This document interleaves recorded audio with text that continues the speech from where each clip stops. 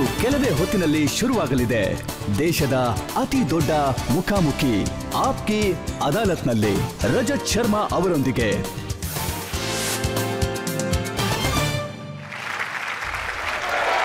ನಮಸ್ಕಾರ. ನಮಸ್ಕಾರ. Thank you. So ಬನ್ನಿ ಶುರು ಮಾಡೋಣ ಆಪ್ಕಿ ಅದಾಲತ್ನಲ್ಲಿ ಇವತ್ತಿನ ಮೊಕದ್ದಮೆ. ಆಪ್ಕಿ ಅದಾಲತ್ನಲ್ಲಿ ನಮ್ಮ ಅತಿಥಿಯಾಗಿ ಬಂದಿರುವಂಥವರು ಎಂತಹ ವ್ಯಕ್ತಿ ಅಂತಂದರೆ ಇವರ ವಾಣಿಗಳಲ್ಲಿ ಸರಸ್ವತಿ ನೆಲೆಸಿದ್ದಾರೆ. ಇವರು ಮಾತಾಡಿದಾಗ ವಿರೋಧಿಗಳ ಬಣ್ಣ ಬಯಲಾಗುತ್ತೆ. ಇವರು ಪ್ರವಚನ ಮಾಡಿದಾಗ ಜನರಿಗೆಲ್ಲ ಶಾಂತಿ ಸಿಗುತ್ತೆ. ಇವರು ಲಕ್ಷಾಂತರ ಮಕ್ಕಳನ್ನು ಪಾಲನೆ ಮಾಡುವಂಥ ಮಾತೆ ಆಗಿದ್ದಾರೆ, ಹಾಗೆ ಅವರ ವಿರೋಧಿಗಳಿಗೆ ಚಂಡಿ ಮಾತೆ ಆಗಿದ್ದಾರೆ. Please welcome Sadhvi ರಿತಾಂಬರ.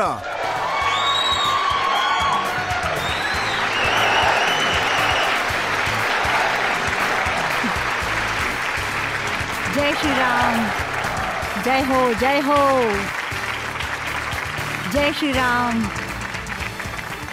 ಈಗ ಆಪ್ಕಿ ಅದಾಲತ್ನಲ್ಲಿ ಆಹ್ವಾನಿಸ್ತಾ ಇದ್ದೀನಿ ನಮ್ಮ ಇವತ್ತಿನ ಜಡ್ಜ್, ವರಿಷ್ಠ ಪತ್ರಕರ್ತರು ಸಂಬೀರ್ ಚೌಗರ್ಕರ್.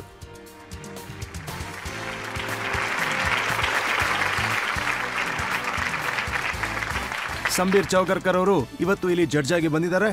ಮೊಕದ್ದಮೆಯನ್ನು ಶುರು ಮಾಡೋದಕ್ಕೂ ಮುಂಚೆ ಪರ್ಮಿಷನ್ನ ಕೇಳ್ತಾ ಇದ್ದೀನಿ ಸಂಬೀರ್ ಚೌಗರ್ಕರ್ ಅವರಿಗೆ. ಮೊಕದ್ದಮೆ ಶುರು ಮಾಡ್ಬೋದಾ ಸರ್?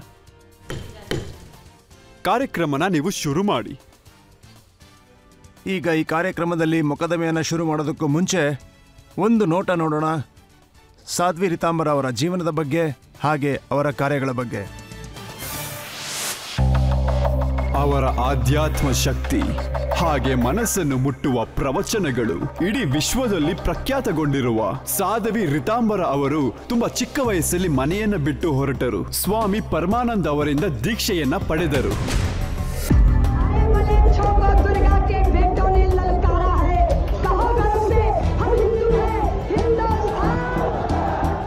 ರಾಮ ಮಂದಿರದ ಆಂದೋಲನದ ಬಗ್ಗೆ ಇವರು ಹೆಚ್ಚಿನ ಪ್ರಾಮುಖ್ಯತೆಯನ್ನ ಕೊಟ್ಟರು. ಸಾಧ್ವಿ ರಿತಾಂಬರರವರು ತಮ್ಮ ಕ್ರಿಯಾಶಕ್ತಿಯನ್ನ ಉಪಯೋಗಿಸಿ ತುಂಬಾ ಒಳ್ಳೆಯದನ್ನ ಮಾಡಿದ್ದಾರೆ, ಸಾಕಷ್ಟು ಚೇತನಗೊಳಿಸಿದ್ದಾರೆ.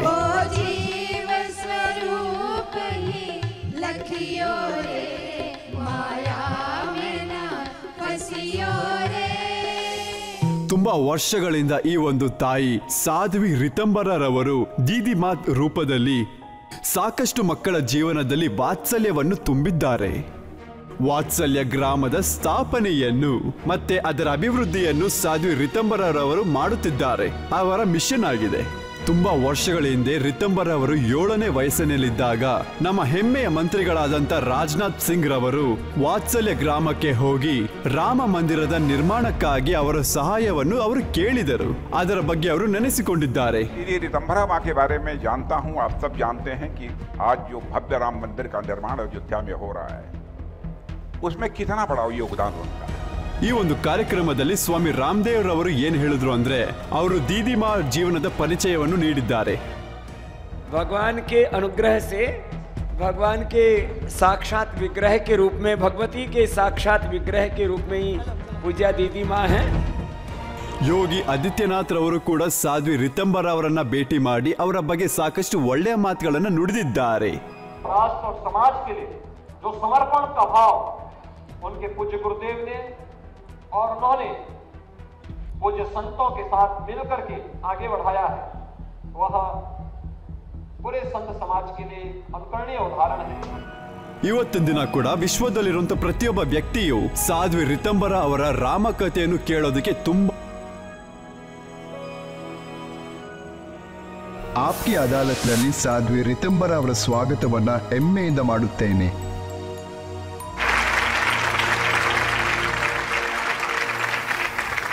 ಸೊ ಬನ್ನಿ ಶುರು ಮಾಡೋಣ ಇವತ್ತಿನ ಮೊಕದ್ದಮೆಯನ್ನ.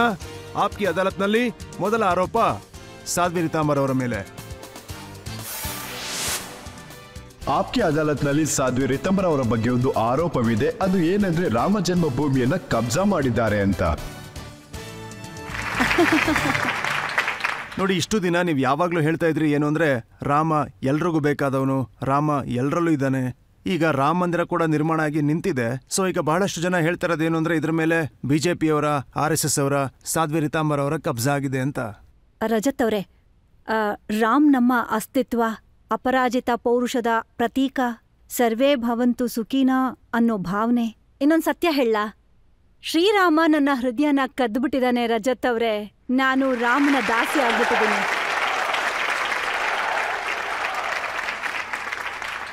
ಮಂದಿರ ಇನ್ನೂ ಪೂರ್ಣಗೊಂಡಿಲ್ಲ, ಅದ್ರ ಜೊತೆ 22 ಮಂದಿನ ಕರೆಸಿ ಪ್ರತಿಷ್ಠಾಪನೆ ಕೆಲಸ ಮಾಡಿಸಿದ್ರಿ. ಇದರಿಂದ ರಾಜಕೀಯ ಕೈವಾಡ ಆ ಥರ ಏನಾದ್ರು ಇದೆಯಾ? ಹೇಗ್ ಹೇಳಿ ನಾನ್ ನಿಮ್ಗೆ ರಜತ್ ಅವ್ರೆ, ಈಗಿರೋ ಅಂತ ಶಿಖರ ಅದು ನಮ್ಮ ತಪಸ್ಸು, ಮತ್ತೆ ಅಲ್ಲಿರೋ ಅಂತ ಕಳಶ ಅದು ನಮ್ಮ ಹೃದಯದ ಭಾವನೆ, ಮತ್ತೆ ಗರ್ಭಗೃಹ ಇದೆಯಲ್ಲ ರಜತ್ ಅವ್ರೆ, ಅದು ವರ್ಷಗಳಿಂದ ವ್ಯಾಕುಲದ ಮನಸ್ಸಿನ ಪ್ರತೀಕ್ಷೆ. ನಮ್ಮ ಕನಸೆ ಅಲ್ಲಾಗಿರೋ ಅಂಥ ಮಂಟಪಗಳು, ಮತ್ತೆ ಅದ್ರ ಒಳಗಡೆ ಇರೋಂಥ ಸ್ತಂಭಗಳಿದೆಯಲ್ಲ ರಜತ್ ಅವ್ರೆ, ಅದು ನಮ್ಮ ತಿತೀಕ್ಷೆ. ಕ್ರಮ ಆ ಕಡೆ ಈ ಕಡೆ ಆಗ್ಬಹುದು, ಆದ್ರೆ ನಮ್ಮ ಎಲ್ಲರ ಕಾರ್ಯ ವಿಕ್ರಮ. ಅದಕ್ಕೆ ನಾವಲ್ ಕಟ್ಟಿರೋ ಅಂತ ಮಂಟಪ ಇದೆಯಲ್ಲ ರಜತ್ ಅವ್ರೆ, ಅದು ನಮ್ಮ ಬಲಿದಾನದಿಂದ ಆಗಿರೋಂಥದ್ದು. ನಾವು ದೇವಸ್ಥಾನಗಳ ಗೋಡೆಗಳನ್ನ ಎತ್ತಿದೀವಲ್ಲ ರಜತ್ ಅವ್ರೆ, ಅದು ನಮ್ಮ ಧರ್ಮಕ್ಕೆ ನಮಗಿರೋ ಅಂತ ಅಭಿಮಾನ. ಈ ಶಕ್ತಿಯ ಮೇಲೆ ಅದು ಎದ್ದು ನಿಂತಿದೆ. ಹಾಗಾಗಿ ಅರ್ಧ ಅನ್ನೋಂಥದ್ದು ಇಲ್ವೇ ಇಲ್ಲ ರಜತ್ ಅವ್ರೆ. ಸಂಕಲ್ಪ ಪೂರ್ತಿಯಾಗಿದೆ, ಅದ್ರ ಸಿದ್ಧಿ ಕೂಡ ಪೂರ್ತಿಯಾಗಿದೆ. ಇರ್ಬಹುದು ರಜತ್ ಅವ್ರೆ, ಇನ್ನು ಕೆಲ್ಸಗಳಲ್ಲಿ ನಡಿಬೇಕಾಗಿದೆ. ಆದ್ರೆ ಶಿಖರ ಆದಾಗ ಅಲ್ಲಿ ಕಳಶ ಕೂಡ ಸ್ಥಾಪನೆ ಆಗತ್ತೆ. ನಿಧಾನವಾಗಿ ಎಲ್ಲ ಒಡವೆಗಳನ್ನ ಹಾಕ್ತಿವಿ. ಅಂತರಾತ್ಮದಲ್ಲಿ ದೇವಾಲಯ ಪೂರ್ಣ ಆಗಿದೆ, ಹೊರಗೂ ಪೂರ್ಣ ಆಗತ್ತೆ. ಮತ್ತೆ ಧರ್ಮ ದ್ವೇಷಿಗಳ ಅಹಂಕಾರ ಆಗ ಚೂರ್ ಚೂರ್ ಆಗೋಗುತ್ತೆ. ಇದು ಸತ್ಯ ರಜತ್ ಅವ್ರೆ.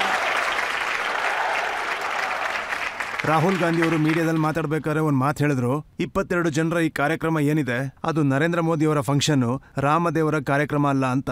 ಭಾರತದ ಇತಿಹಾಸದಲ್ಲಿ ಮೊದಲನೇ ಬಾರಿಗೆ ಹೀಗಾಗ್ತಾ ಇರೋದು. ಈ ದೇಶದಲ್ಲಿ ಅಸಂಖ್ಯಾತ ಜನರ ಮನಸ್ಸಿನ ಭಾವನೆಯ ಸಮ್ಮಾನ ಮಾಡೋದಿಕ್ಕೆ ದೇಶದ ಪ್ರಧಾನಮಂತ್ರಿ ಮೊದ್ಲು ಭೂಮಿ ಪೂಜೆಗೆ ಅವ್ರು ಹೋಗಿದ್ರಲ್ಲ, ಅವರು ಸಾಷ್ಟಾಂಗ ಪ್ರಣಾಮ ಮಾಡಿದ್ರು. ಭೂತಾಯಿ ಧನ್ಯಳಾದ್ಲು. ಭಾರತದ ಪರಂಪರೆ ಧನ್ಯವಾಯ್ತು. ಯಾಕಂದ್ರೆ ನಾವು ಅವಮಾನಗಳನ್ನ ಸಹಿಸ್ಕೊಂಡ್ ಬಂದಿದೀವಲ್ಲ ರಜತ್ ಅವ್ರೆ. ನಾವಂತೂ ನೀಲಕಂಠನಾಗಿ ಮಂಥನಕ್ಕೆ ಬೆಲೆ ಕಟ್ಟಿದ್ವಿ. ನಾವು ನಮ್ಮ ದೇವಾಲಯ ಕುಟಿತವಾಗೋದನ್ನ ಕಣ್ಣಾರೆ ನೋಡ್ತಾ ಇದ್ವಿ, ಉಪೇಕ್ಷೆಗಳನ್ನ ನೋಡ್ತಾ ಇದ್ವಿ, ಅವಮಾನಗಳನ್ನ ಸಹಿಸ್ಕೊಂಡ್ವಿ, ಅವಾಚ ಶಬ್ದಗಳನ್ನ ಕೇಳಿಸ್ಕೊಂಡ್ವಿ. ಮೊದಲನೇ ಬಾರಿಗೆ ಹೀಗಾಗಿರೋದು. ದೇಶದ ಸ್ವಾತಂತ್ರ್ಯ ನಮ್ಮ ದೇಶದ ಪ್ರಧಾನಮಂತ್ರಿ ನರೇಂದ್ರ ಅಣ್ಣ ಮೋದಿಯ ರೂಪದಲ್ಲಿ ಬಂದಿದ್ದಾರೆ. ಅವರು ನಮ್ಮ ಭಾರತದ ಪರಂಪರೆಯನ್ನ ತಮ್ಮ ತಲೆ ಮೇಲಿಟ್ಟು ನಡ್ಕೊಂಡು ಹೋಗ್ತಾ ಇದ್ದಾರೆ. ಈಗ ಎರಡನೇ ವಿಷಯ ರಜತ್ ಅವ್ರೆ, ಪ್ರಧಾನಮಂತ್ರಿ ಅಯೋಧ್ಯೆಯ ಭಾಗ್ಯ ಆಗೋದಕ್ಕೆ ಹೊರಟಿಲ್ಲ. ಪ್ರಧಾನಮಂತ್ರಿ ಹೋಗ್ತಾ ಇದ್ದಾರೆ ತಮ್ಮ ಭಾಗ್ಯನ ಸೌಭಾಗ್ಯ ಮಾಡೋದಿಕ್ಕೆ ಅಂತ. ಒಬ್ಬರು ಶಂಕರಾಚಾರ್ಯರು ಇದ್ದಾರೆ, ಸ್ವಾಮಿ ಅವಿಮುಕ್ತೇಶ್ವರಾನಂದರು. ಅವ್ರೇನು ಹೇಳಿದ್ರು ಅಂದ್ರೆ, ಮೋದಿಯವರು ಇದನ್ನ ಪೊಲಿಟಿಕಲ್ ಫಂಕ್ಷನ್ ಮಾಡಿಬಿಟ್ರು ಅಂತ. ಪ್ರತಿ ಸಲ ಸಂತರು ನಿಶ್ಚಯ ಮಾಡಿರೋಂಥ ವ್ಯವಸ್ಥೆಗಳಲ್ಲಿ ದೇಶದ ಪ್ರಧಾನ ಪಂಥ, ದೇಶದ ಪ್ರಧಾನ ಮಂತ್ರಿ, ಮುಂಚಿನ ನಮ್ಮ ದೇಶದ ರಾಜರುಗಳು ಅವರೇ ಎಲ್ಲ ಶುಭ ಕರ್ಮಗಳನ್ನ ಮಾಡ್ತಾ ಇದ್ರು. ಅದು ಮಾರ್ಗದರ್ಶನದಲ್ಲಿ ಮಾಡ್ತಾ ಇದ್ರು. ಇದು ಮಾರ್ಗದರ್ಶಕರ ಸಂತರ ಮಂಡಳಿಯ ನಿರ್ಧಾರ. ರಾಮ ಜನ್ಮಭೂಮಿಯ ಟ್ರಸ್ಟಿಯ ನಿರ್ಧಾರ. ಅಲ್ಲಿ ಟ್ರಸ್ಟಿಯ ಮುಖಾಂತರ ಆಮಂತ್ರಣ ನೀಡಲಾಯ್ತು. ಮತ್ತೆ ರಜತ್ ಅವ್ರೆ, ನಾವು ಭಾಗ್ಯಶಾಲಿ, ಸಂತೋಷವಾಗಿದ್ದೀವಿ. ಯಾಕಂದ್ರೆ ನಮ್ಮ ದೇಶದ ಪ್ರಧಾನಮಂತ್ರಿ ನಾವು ಕೊಟ್ಟಂತ ಆಮಂತ್ರಣನ ಸ್ವೀಕಾರ ಮಾಡಿದ್ರು ಅಂತ ನಮಗ್ ಸಂತೋಷ ಇದೆ. ಏನಂದ್ರೆ ಒಬ್ರು ಶಂಕರಾಚಾರ್ಯರು ಹೇಳ್ತಿದ್ದಾರೆ, ಅದೇ ಹೇಗಾಗತ್ತೆ? ಅಲ್ಲಿ ಭಗವಂತನ ಮೂರ್ತಿ ಏನಿದೆ, ರಾಮಲಲ್ಲನ ಮೂರ್ತಿ ಏನಿದೆ, ಅದನ್ನ ನರೇಂದ್ರ ಮೋದಿಯವರು ಸ್ಪರ್ಶಿಸಿದ್ರು. ಶಂಕರಾಚಾರ್ಯರು ನೋಡ್ತಾ ನಿಂತ್ಕೊಂಡು ಚಪ್ಪಾಳೆ ತಟ್ಟಿದ್ರು, ಅದಕ್ಕೆ ನಾವು ಹೋಗಲ್ಲ ಅಂತ. ರಜತ್ ಅವ್ರೆ, ತುಂಬಾ ದೊಡ್ಡ ಪೀಠದ ಮೇಲೆ ಕೂತು, ಶ್ರದ್ಧೆ ಅನ್ನೋ ಪೀಠದ ಮೇಲೆ ಕೂತು, ಅಂಥ ಸ್ಥಾನದಲ್ಲಿ ಕೂತು ಯಾರಾದ್ರೂ ಏನಾದ್ರೂ ಹೇಳಿದ್ರೆ ಅವರ ವಿಮರ್ಶೆ ಏನು, ಕರ್ತವ್ಯ ಏನು, ಉದ್ದೇಶ ಏನು, ಅದನ್ನ ಅವ್ರ ಹತ್ರನೇ ಕೇಳ್ಬೇಕಾಗತ್ತೆ. ನಾನು ತುಂಬಾ ಚಿಕ್ಕವಳು, ನನಗ್ ಯಾವ್ದೇ ಅಧಿಕಾರ ಇಲ್ಲ. ಆದ್ರೆ ನನ್ನ ಸಂತೋಷನ ವ್ಯಕ್ತಪಡಿಸೋಂತ ಅಧಿಕಾರ ನನಗಿದೆ. ಯಾವ ದಾರಿನಲ್ಲಿ ದೇಶದ ಪ್ರಧಾನಮಂತ್ರಿ ಹೋಗ್ತಾ ಇದ್ದಾರೋ ಇಡೀ ದೇಶನೇ ಜೈಕಾರ ಹಾಕ್ತಾ ಇದೆ. ಮತ್ತೆ ನಮ್ಮ ರಾಮ್ಲಲ್ಲಾ ಬರ್ತಾ ಇದ್ದಾನೆ. ಇದು ನಮ್ಮ 500 ವರ್ಷದ ಪ್ರತೀಕ್ಷೆ ರಜತ್ ಅವ್ರೆ. ಇದೇನಾದ್ರೂ ಸಣ್ಣ ವಿಷಯನಾ? ಇದು ತುಂಬಾ ದೊಡ್ಡ ವಿಷಯ. ಶ್ರದ್ಧೆ, ತಾಳ್ಮೆ, ಆಮೇಲೆ ನಮ್ಮ ಸ್ವಾಭಿಮಾನ ಇದನ್ನ ಕೂಡ ಖಂಡಿಸಿದ್ರು ಎಲ್ರೂ ಸೇರ್ಕೊಂಡು. ಇದೆಲ್ಲದರ ಪುನಃಸ್ಥಾಪನೆ ಆಗೋದ್ರಲ್ಲಿದೆ. ಆ ಸಮಯದಲ್ಲಿ ರಾಜನೀತಿಯ ಶಕ್ತಿ, ಸಮಾಜದ ಶಕ್ತಿ, ಧಾರ್ಮಿಕ ಆಧ್ಯಾತ್ಮದ ಶಕ್ತಿ ಮತ್ತೆ ನಿಮ್ಮಂಥ ಬಂಧುಗಳು ಸತ್ಯವನ್ನ ಇಷ್ಟು ಸಾಹಸದ ಜೊತೆಗೆ ನಿಮ್ಮ ಚಾನೆಲ್ಗಳಲ್ಲಿ ಸಮಾಜಕ್ಕೆ ಒಂದು ಸ್ಥಾಪನೆ ಮಾಡ್ತಾ ಇದ್ದೀರಾ. ಯಾಕಂದ್ರೆ ರಜತ್ ಅವ್ರೆ, ಸತ್ಯ ತುಂಬಾ ಕಹಿಯಾಗಿರತ್ತೆ, ಅದು ಬಾಣದ ತರ ಒಳಗಡೆ ನಾಟ್ಕೊಳತ್ತೆ. ಆ ಸತ್ಯನ ಹೇಳೋ ಅಂತ ಸಾಹಸ ನಮ್ಮ ರಜತ್ ಶರ್ಮಾ ಅಂತ ಪತ್ರಕಾರರಿಗೆ ಹೇಳೋ ಸಾಹಸ ಇದೆ. ಅದಕ್ಕೆ ಯಾವಾಗ ಎಲ್ಲಾ ಒಳ್ಳೆ ಶಕ್ತಿ ಅಲ್ಲಿಗೆ ಹೋಗ್ತಾ ಇದೆಯೋ, ದೇಶದ ಪ್ರಧಾನಮಂತ್ರಿ ಕೂಡ ಅಲ್ಲಿಗೆ ಹೋಗ್ಬೇಕು, ಅದಕ್ಕೆ ಹೋಗ್ತಿದ್ದಾರೆ. ನೋಡಿ, ಇನ್ನೊಂದು ವಿಷಯ ಅದು ಕೂಡ ಬೆಳಕಿಗೆ ಬಂದಿದೆ. ನೀವೆಲ್ಲ ಹೇಳ್ತಾ ಇದ್ರಿ ರಾಮ ಮಂದಿರ ಹಿಂದೆ ಎಲ್ಲಿತ್ತೋ ಅಲ್ಲೇ ಮಂದಿರನ ಮಾಡ್ತೀವಿ ಅಂತ. ಮತ್ತೆ ಯಾರೋ ಗೂಗಲ್ ಮ್ಯಾಪ್ ಡಿಜಿಟಲ್ ಮೀಡಿಯಾದಲ್ಲಿ ಹಾಕಿದ್ದಾರೆ. ಅದನ್ನ ನೋಡಿದ್ರೆ ರಾಮ ಜನ್ಮಭೂಮಿ ಎಲ್ಲಿದೆಯೋ ಅಲ್ಲಿ ಮಂದಿರ ಆಗ್ತಿಲ್ಲ, ಅದನ್ನ ಬಿಟ್ಟು 3 ಕಿಲೋಮೀಟರ್ ದೂರದಲ್ಲಿ ಆಗ್ತಾ ಇದೆ. ರಜತ್ ಅವ್ರೆ, ಎಲ್ಲಿ ನಮ್ಮ ಗರ್ಭಗುಡಿ ಇತ್ತೋ, ಎಲ್ಲಿ ನಮ್ಮ ರಾಮ್ ಲಲ್ಲಾ ಸ್ಥಾಪನೆಯಾಗಿದ್ನೋ, ಅಲ್ಲಿ 500 ವರ್ಷಗಳವರೆಗೆ ಒಂದೇ ಸಮ ಅಲ್ಲಿ ಶ್ರದ್ಧೆಯಿಂದ ತಲೆ ಬಾಗುತ್ತಾ ಇದ್ರು. 500 ವರ್ಷಗಳವರೆಗೆ ನನ್ನ ಪೂರ್ವಿಕರು ಆ ಜಾಗದ ಬಗ್ಗೆ ಹಠ ಬಿಡ್ಲಿಲ್ಲ. ಅದೇ ಜಾಗದಲ್ಲಿ ಗರ್ಭಗುಡಿ ಎದ್ದು ನಿಂತು ಅಲ್ಲಿ ರಾಮ್ ಲಲ್ಲಾ ಸ್ಥಾಪನೆ ಆಗ್ತಾ ಇದ್ದಾನೆ. ಆ ಕಡೆ ಈ ಕಡೆ ಒಂದಿಂಚು ಕೂಡ ವ್ಯತ್ಯಾಸ ಇಲ್ಲ.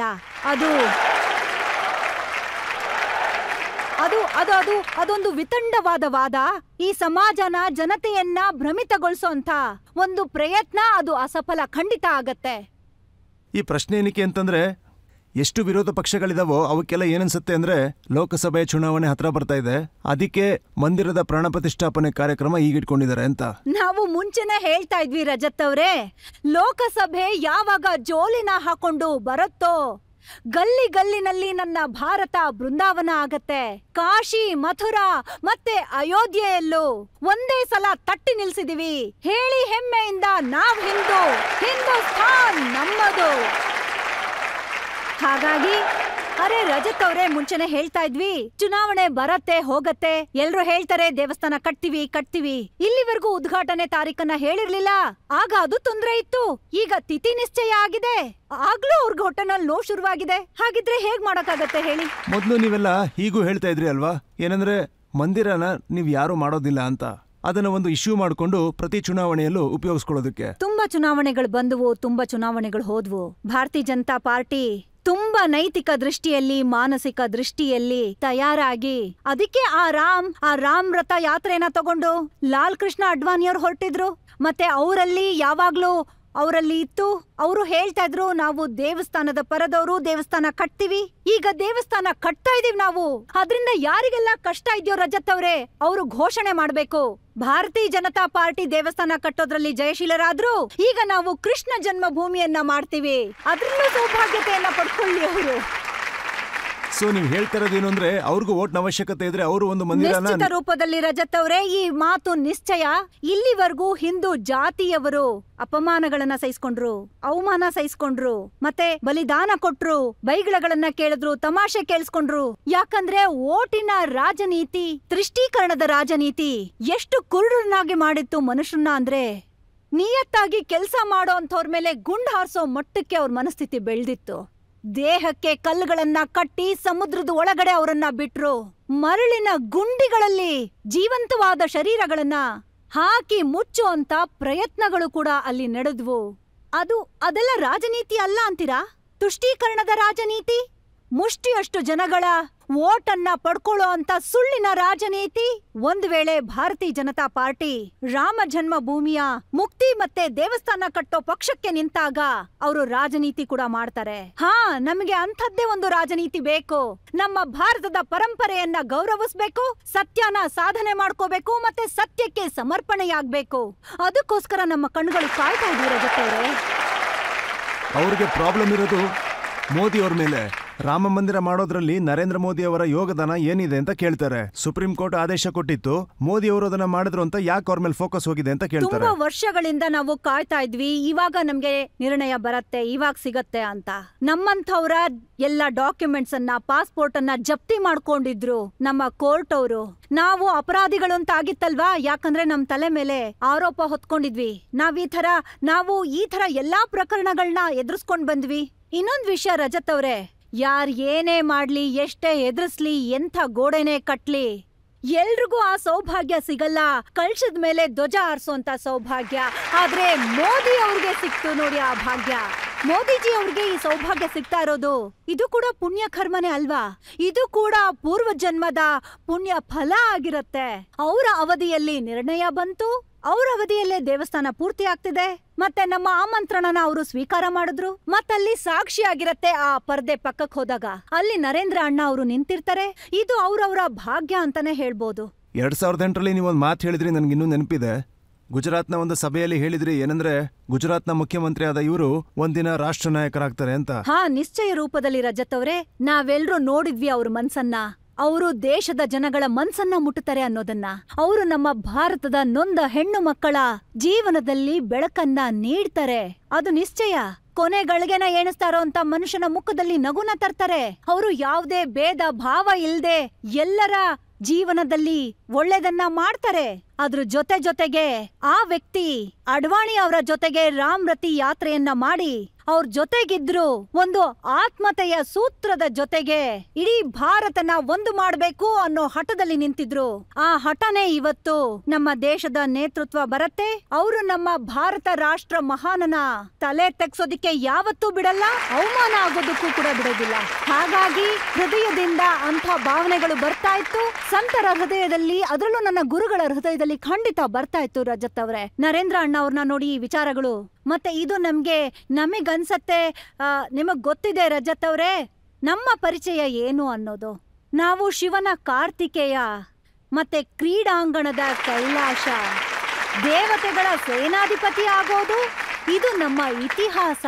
ಪಂಚಶೀಲಗಳ ಈ ಜಗತ್ತಿಗೆ ಕೊಡ್ತೀವಿ ಒಂದು ಸಂದೇಶ. ತಾಳ್ಮೆಯಿಂದ ಬದುಕ್ತಾ ಬಂದಿದೀವಿ, ಸಾಕಷ್ಟು ಸಹಿಸ್ಕೊಂಡ್ ಬಂದಿದೀವಿ. ಆದ್ರೂ ನಾವು ಕೈ ಬಿಟ್ಟಿಲ್ಲ. ಸಾಹಸವನ್ನ, ಧೈರ್ಯವನ್ನ ಯಾವತ್ತೂ ತಲೆ ತಗ್ಸೋದಿಕ್ಕೆ ಬಿಡೋದಿಲ್ಲ. ಮತ್ತೆ ಈ ಭಾರತ ರಾಷ್ಟ್ರದ ಹೆಮ್ಮೆಯನ್ನ, ಮತ್ತೆ ಅದಕ್ಕೆ ನೇತೃತ್ವ ಎಂಥದ್ದು ಬೇಕು ರಜತ್ ಅವ್ರೆ? ಭಾರತದ ಪರಂಪರೆಯನ್ನ ಬಯ್ಯೋ ಅಂತವ್ರ? ರಾಮನ ಅಸ್ತಿತ್ವದ ಬಗ್ಗೆ ಪ್ರಶ್ನೆ ಮಾಡೋ ಅಂಥವ್ರ? ಇಲ್ಲ ರಾಮನಿಗೆ ದೇವಸ್ಥಾನ ಕಟ್ಟೋದಕ್ಕೆ ಹೊರಟಿದಿರಲ್ಲ, ನನ್ಗೊಂದು ವಿಚಾರ ಹೇಳಿ. ರಾಮ ಯಾವ ಕಾಲೇಜಲ್ಲಿ ಡಿಗ್ರಿ ತಗೊಂಡಿದ್ದಾರೆ ಅಂತ ಪ್ರಶ್ನೆ ಮಾಡೋ ಅಂಥವ್ರ?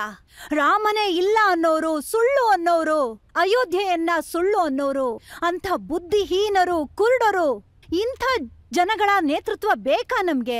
ಇಲ್ಲ, ನಮ್ಗೆ ನೇತೃತ್ವ ಬೇಕಾಗಿರೋದು ಭಾರತದ ಜನಗಳ ಮನ್ಸನ್ನ ಅರ್ಥ ಮಾಡ್ಕೋಬೇಕು. ನಮ್ಮ ಭೂಮಿಯ ಮಣ್ಣನ್ನ ವಿಭೂತಿಯಾಗಿ ಬಳ್ಕೊಳ್ಳೋರು. ಮತ್ತೆ ಯೋಚಿಸಿ ರಜತ್ ಅವ್ರೆ, ಯಾವ ವ್ಯಕ್ತಿ ಪಾರ್ಲಿಮೆಂಟ್ ಅಲ್ಲಿ ಅಲ್ಲೇ ತಲೆ ತಗ್ಸಿ ಪ್ರಮಾಣ ಮಾಡಿದ್ರು, ಆ ಜಾಗನ ದೇವಸ್ಥಾನ ಅನ್ಕೊಂಡ್ರು, ಆ ಜಾಗದಲ್ಲಿ ಕೂತ್ಕೊಂಡು ಒಬ್ಬ ವ್ಯಕ್ತಿ ಆ ಜಾಗಕ್ಕೆ ನಮಸ್ಕಾರ ಮಾಡ್ತಾರೆ, ಪ್ರಣಾಮ ಮಾಡ್ತಾರೆ, ಆ ಜಾಗದಲ್ಲಿ ಕೂತು ಭಾರತದ ಭಾಗ್ಯವನ್ನ ಬದಲಾಯಿಸ್ತಾರೆ. ಅವ್ರು ಯಾವ ತಪ್ಪು ಮಾಡಲ್ಲ ಅನ್ನೋದನ್ನ ಅಲ್ಲಿ ನಾವು ತಿಳ್ಕೋಬಹುದು, ಇದ್ರ ಮುಖಾಂತರ ತಿಳ್ಕೋಬಹುದು ನಾವು. ಮತ್ತೆ ಯಾರು ಬರಲ್ಲ ಅಂತ ಹೇಳ್ತಿದ್ದಾರೆ, ಇನ್ವಿಟೇಷನ್ ನಿರಾಕರಿಸ್ತಾ ಇದ್ದಾರೆ ಅಂದ್ರೆ ಸೋನಿಯಾ ಗಾಂಧಿ, ಅವ್ರಿಗೂ ಏನಾದ್ರೂ ಹೇಳ್ತೀರಾ? ನನ್ನ ರಾಮನ ಆಮಂತ್ರಣನ ಯಾರು ಧಿಕ್ಕರಿಸ್ತಾರೆ ರಜತ್ ಅವರೇ? ನನ್ನ ಭಾರತದ ಜನತೆ ಅವರನ್ನ ಧಿಕ್ಕರಿಸ್ತಾರೆ, ನಿರಾಕರಿಸ್ತಾರೆ. ಈಗ ಜನರು ಪ್ರಶ್ನೆ ಕೇಳುವಂತ ಸಮಯ. ಜನರಲ್ಲಿ ಕೆಲವರು ನಿಮಗೆ ಪ್ರಶ್ನೆ ಕೇಳ್ತಾರೆ, ಉತ್ತರ ಕೊಡಿ. ನಮಸ್ತೆ, ಜೈ ಶ್ರೀರಾಮ್. ನನ್ನ ಪ್ರಶ್ನೆ ಏನಂದ್ರೆ, ಮುಂದಿನ ಚುನಾವಣೆಯಲ್ಲಿ ಮೋದಿಜಿ ಅವರು ಗೆಲ್ತಾರಾ? ಅವರು 3ನೇ ಸಲ PM ಆಗ್ತಾರಾ? ಖಂಡಿತವಾಗ್ಲೂ ಆಗ್ತಾರೆ, ಅದರಲ್ಲಿ ಯಾವುದೇ ಸಂದೇಹ ಬೇಡ. ಅದನ್ನ ನಾನ್ ಹೇಳ್ತಾ ಇಲ್ಲ, ಜನತೆ ಹೇಳ್ತಾ ಇದ್ದಾರೆ ಕಂದ. ಜನಗಳಿಗೆ ಗೊತ್ತಿದೆ ಈ ದೇಶದ ಭದ್ರತೆ ಮತ್ತೆ ದಿವ್ಯತೆ, ಈ ಎರಡರ ಗ್ಯಾರಂಟಿ ಮೋದಿಜಿ ಅನ್ನೋದು. ಹಾಗಾಗಿ 2024 ಕೂಡ ಅವ್ರದೇನೆ. ನಿಮ್ ಮನ್ಸಲ್ಲಿ ನೀವು ಯಾವತ್ತಾದ್ರೂ ಅನ್ಕೊಂಡಿದ್ರಾ ಏನಂದ್ರೆ ನೀವು MP ಆಗ್ತೀರಿ, ಮಂತ್ರಿ ಆಗ್ತೀರಿ, ಮುಖ್ಯಮಂತ್ರಿ ಆಗ್ತೀರಿ ಅಂತ? ರಜತ್ ಅವ್ರೆ, ರಾಜನೀತಿ ನನ್ನ ಕ್ಷೇತ್ರನೇ ಅಲ್ಲ. ನನ್ನ ಕ್ಷೇತ್ರ ಭಗವಂತನ ಗೀತೆಗಳನ್ನ ಹಾಡೋದು, ದೇಶದ ಜನತೆಗಳ ಮನ್ಸಲ್ಲಿ ಧರ್ಮದ ಧಾರಣೆಯನ್ನ ತುಂಬಿಸೋದು, ಕರ್ತವ್ಯದ ಜಾಗೃತೆಯನ್ನ ಮೂಡಿಸೋದು, ನಮ್ಮ ಅಗ್ರಜರು ಪೂರ್ವಜನ್ಮರ ನಮ್ಮ ಪರಂಪರೆಯನ್ನ ಅವರ ಮನ್ಸಲ್ಲಿ ಜಾಗೃತಗೊಳಿಸೋದು. ಮತ್ತೆ ಇದ್ರ ಮಧ್ಯದಲ್ಲಿ ರಾಮ ಜನ್ಮಭೂಮಿಯ ವಿಷಯ ಬಂದಾಗ ನನ್ನ ಗುರುದೇವ ಹೇಳಿದ್ರು, ರೀತಮ್ರ ನೀನು ಇಡೀ ಜನತೆಗೆ ಹೇಳ್ಬೇಕು. ಅದಕ್ಕೆ ನಾನು ಹೇಳ್ತಾ ತಿರುಗ್ತಿದ್ದೆ ರಜತ್ ಅವ್ರೆ, ಕಂಕರ ಕಂಕರ ಶಂಕರ ನೀನೇ, ಪ್ರಾಣ ಪ್ರಾಣದಲ್ಲಿ ಗೀತೆ ಇದೆ, ಜೀವನದ ಉಸಿರೇ ರಾಮಾಯಣ, ಪ್ರತಿ ಉಸಿರಿನಲ್ಲೂ ನೀನೇ ರಾಮ, ಉಸಿರಲ್ಲಿ ರಾಮ ಇಲ್ಲ ಅಂತಂದ್ರೆ ಜೀವನಾನೇ ವ್ಯರ್ಥ, ನರನಾರಿ ಪುರುಷೋತ್ತಮನ. ನಾವು ರಾಮನ ಮಂದಿರ ಭವ್ಯವಾಗಿ ಮಾಡ್ತೀವಿ, ಅದನ್ನು ರಾಮನ್ ಮೇಲೆ ಆಣೆ ಮಾಡಿ ಹೇಳ್ತೀವಿ. ನಾವು ದೇವಸ್ಥಾನ ಅಲ್ಲೇ ಕಟ್ತೀವಿ. ರಜತ್ ಅವರೇ, ನನ್ನ ಗುರುದೇವ ನನಗೆ ಆದೇಶ ಕೊಟ್ರಲ್ಲ. ನನ್ನ ಗುರುದೇವ ಆದೇಶ ಕೊಟ್ಟಿದ್ದು ಜನ್ಮಭೂಮಿಗೋಸ್ಕರ ಕೆಲಸ ಮಾಡ್ಬೇಕು, ಜಾಗೃತಗೊಳಿಸ್ಬೇಕು. ಅವರು ನನಗೆ ಕೊಟ್ಟಂತ ಆದೇಶನ ನಾನು ಪೂರ್ತಿ ಭಾರತದಲ್ಲಿ ಮಾಡ್ಬೇಕು ಅನ್ನೋದಾಗಿತ್ತು. ಅವ್ರು ನನ್ಗೆ ಏನ್ ಆದೇಶ ಕೊಟ್ಟಿದ್ರೋ ನಾನು ಹಾಗೆ ಮಾಡ್ದೆ. ರಾಜನೀತಿ ನನ್ನ ಕ್ಷೇತ್ರ ಯಾವತ್ತೂ ಆಗಿರ್ಲಿಲ್ಲ. ನನಗೆ ನೆನಪಿದೆ, 1991 ನಿಮ್ಗೊಂದು ಕರೆ ಬಂದಿತ್ತು, ಸೋನಿಯಾ ಗಾಂಧಿ ಅವ್ರ ವಿರುದ್ಧ ನೀವು ನಿಲ್ಬೇಕು ಅಂತ. ಹಾ ರಜತ್ ಅವ್ರೆ, ನಾನ್ ಹೇಳಿದ್ದೆ ನನ್ನ ಗುರುದೇವನ ಆದೇಶ ಆಗಿತ್ತು. ಮತ್ತೆ ನನ್ಗೂ ಕೂಡ ರಾಜನೀತಿನಲ್ಲಿ ಆಸಕ್ತಿ ಇಲ್ಲ. ಮತ್ತೆ ರಜತ್ ಅವ್ರೆ, ರಾಜನೀತಿ ಮಾಡೋ ಅಂತ ಅವ್ರ ಮನ್ಸನ್ನೇ ಬದಲಾಯಿಸೋ ಅಂಥವ್ರು ನಾವು, ರಾಜನೀತಿ ಮಾಡೋ ಅಂಥವ್ರಲ್ಲ. ಈಗ ನೋಡಿ, ಯೋಗಿ ಆದಿತ್ಯನಾಥ್ ಅವರು ಕೂಡ ಮುಖ್ಯಮಂತ್ರಿ ಆಗಿದ್ದಾರೆ. ಅವರು ಕೂಡ ಒಬ್ಬ ಸಂತರಾಗೆ ಬಂದಿದ್ದು, ಈಗ ಅವರು ದೊಡ್ಡ ಸಫಲ ಮುಖ್ಯಮಂತ್ರಿ ಆಗಿದ್ದಾರೆ. ಹಾ, ತುಂಬಾ ದೊಡ್ಡ ಸೌಭಾಗ್ಯ ರಜತ್ ಅವ್ರೆ. ಇಂಥ ನೇತೃತ್ವ ಉತ್ತರ ಪ್ರದೇಶದವ್ರಿಗೆ ಸಿಕ್ಕಿರುವಂಥದ್ದು. ಮತ್ತೆ ಯಾವ ಅಯೋಧ್ಯೆಯನ್ನ ನೋಡಿ ನಮ್ಮ ಮನ್ಸು ಅಳ್ತಾ ಇತ್ತು ರಜತ್ ಅವ್ರೆ. ನಾನು ಲಕ್ನೌನ ವೈಭವ ನೋಡ್ತಿದ್ದೆ. ನನ್ಗೆ ಲಕ್ನೌ ಮೇಲೆ ದ್ವೇಷ ಇಲ್ಲ, ಆದ್ರೆ ನಮ್ಮ ತೀರ್ಥಸ್ಥಾನದ ಉಪೇಕ್ಷೆ, ಅದರ ಕ್ಷೀಣತೆ, ಧೂಳಿಡ್ದಿರೋ ಅಂತ ಆ ಗೋಡೆಗಳು, ಆದ್ರೆ ಎಷ್ಟು ದೊಡ್ಡ ವಿಷಯ ರಜತ್ ಅವ್ರೆ. ನಾನ್ ಯಾವಾಗ್ಲೂ ಅಂದ್ಕೊಳ್ಳೋದ್ ಒಂದೇ, ನಮ್ಮ ಭಾರತ ಪುಣ್ಯ ಭೂಮಿ. ಮತ್ತೆ ನಮ್ಮ ತಾಯಿ ಭಾರತಿ ಸಮಯಕ್ಕೆ ತನ್ನ ಒಡಲಿಂದ ಎಂಥ ಮಕ್ಕಳಿಗೆ ಜನ್ಮ ಕೊಡ್ತಾಳೆ ಅಂದ್ರೆ ನಮ್ಮ ಭಾರತದ ಗೌರವವನ್ನ ಕಾಪಾಡ್ತಾರವ್ರು. ಮತ್ತೆ ನಮ್ಮ ದೇಶದ ಉತ್ತರ ಪ್ರದೇಶದ ಯೋಗಿಗಳು ಪೂರ್ತಿ ಅಯೋಧ್ಯೆಯನ್ನೇ ದೀಪಗಳಿಂದ ಬೆಳಗೋ ಹಾಗೆ ಮಾಡಿದ್ರು. ವಿಮಾನದಿಂದ ಇಳ್ದು ಶ್ರೀರಾಮ ಬರ್ತಾನೆ ಪ್ರತಿ ದೀಪಾವಳಿಗೆ, ಆಗ ಇಡೀ ಅಯೋಧ್ಯೆ ಧನ್ಯ ಆಗತ್ತೆ. ಹಾಗಾಗಿ ಅಂತ ಸಂತರು, ಅಂಥ ಸಿಪಾಯಿಗಳು, ಇಂಥ ವ್ಯಕ್ತಿಗಳು ಭಾರತಕ್ಕೆ ಸಿಕ್ಕಿದ್ದು ನಮ್ಮ ಭಾರತದ ದೊಡ್ಡ ಸೌಭಾಗ್ಯ. ಇನ್ಯಾರಾದ್ರೂ ಪ್ರಶ್ನೆ ಕೇಳ್ತೀರಾ? ಇವಾಗ ಕೇಜ್ರಿವಾಲ್ ಅವ್ರು ಹೇಳ್ದಂಗೆ ಅವರು ಪ್ರತಿ ಮಂಗಳವಾರ ಹನುಮಾನ್ ಚಾಲೀಸಾ ಓದಿಸ್ತಾರಂತೆ. ನಿಮ್ಗೇನನ್ಸುತ್ತೆ? ಅವ್ರಿಗೇನಾದ್ರೂ ಉಪಯೋಗ ಆಗುತ್ತಾ? ಹಾ, ಅವ್ರ ಬುದ್ಧಿ ಸರಿ ಹೋಗುತ್ತೆ.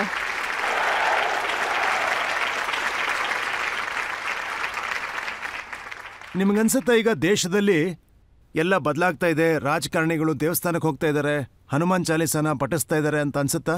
ಖಂಡಿತ ರಜತ್ ಅವ್ರೆ, ವಾತಾವರಣ ಬದಲಾಗ್ತಿದೆ, ಆದ್ರೆ ಜನತೆ ಗೊತ್ತಿದೆ. ನಾವೀಗ ಹೊರಗಡೆ ತೋರ್ಪಡಿಕೆ ಮಾಡುವಂತ ಅಗತ್ಯ ಖಂಡಿತ ಇಲ್ಲ. ಒಂದ್ ವೇಳೆ ನಿಮ್ಮ ನಿಷ್ಠೆ, ಶ್ರದ್ಧೆ ನಿಮ್ಮ ಭಾರತದ ಪರಂಪರೆಯ ಜೊತೆಗಿದ್ರೆ, ಆಗ ನೀವಿಲ್ಲಿವರೆಗೂ ಬೈತಾನೇ ಇದ್ದೀರಾ, ಸಂತರನ್ನ ತೆಗಳ್ತಾ ಇದ್ದೀರಾ, ಭಾರತದ ಪರಂಪರೆಯನ್ನ ನೀವು ತೆಗಳ್ತಾ ಇದ್ದೀರಾ. ಕೆಲವ್ರನ್ನ ಖುಷಿ ಪಡಿಸೋದಕ್ಕೋಸ್ಕರ ನಿಮ್ಮ ಬುಡಕ್ಕೆ ನೀವು ಕೊಡ್ಲಿನ ಹಾಕೋತಾ ಇದ್ದೀರಾ. ಅದಾದ್ಮೇಲೆ ಈ ನಾಟಕಗಳೆಲ್ಲ ಆಗತ್ತಲ್ಲ, ಖಂಡಿತ ಜನಗಳದನ್ನ ಅರ್ಥ ಮಾಡ್ಕೋತಾರೆ ಏನ್ ನಡೀತಿದೆ ಅಂತ. ಈ ಪಬ್ಲಿಕ್ಗೆ ಎಲ್ಲ ಗೊತ್ತಿದೆ ರಜತ್ ಅವ್ರೆ. ರಿತಂಬರ್ ಅವರೇ, ಈಗ ಒಂದು ಸಣ್ಣ ಬ್ರೇಕ್ ತಗೊಳ್ಳೋಣ. ಬ್ರೇಕ್ನ ನಂತರ ಆಪ್ಕಿ ಅದಾಲತ್ನಲ್ಲಿ ಸಾಧ್ವಿ ರಿತಾಂಬರ್ ಅವರ ಮೇಲೆ ಮತ್ತಷ್ಟು ಆರೋಪ ಮತ್ತು ಪ್ರಶ್ನೆಗಳು. ನನ್ಗಿದ್ದಿದ್ ಒಂದೇ ಭಾವನೆ, ಇದನ್ನೆಲ್ಲ ಮಾಡಿಸ್ತಾ ಇರೋದು ಶ್ರೀರಾಮ, ರಾಮನ ಕೆಲ್ಸ. ರಾಮನ ಕೆಲ್ಸದಲ್ಲೂ ಕೂಡ ರಾಮನೇ ಇದ್ದಾನೆ. ಜೀವಂತವಾಗಿದ್ರೆ ಅವನ ನಾಮ ಸ್ಮರಣೆ ನನಗೆ, ಸತ್ರೆ ಸ್ವರ್ಗ ಧಾಮ ಇದೆ. ನನಗೀಗಿರೋ ಕೆಲ್ಸ ಕೇವಲ ರಾಮನ ಕೆಲಸ. ರಾಮನ ಮಂದಿರ ಆಗತ್ತೆ ಧೂಮ್ ಧಾಮಿಂದ.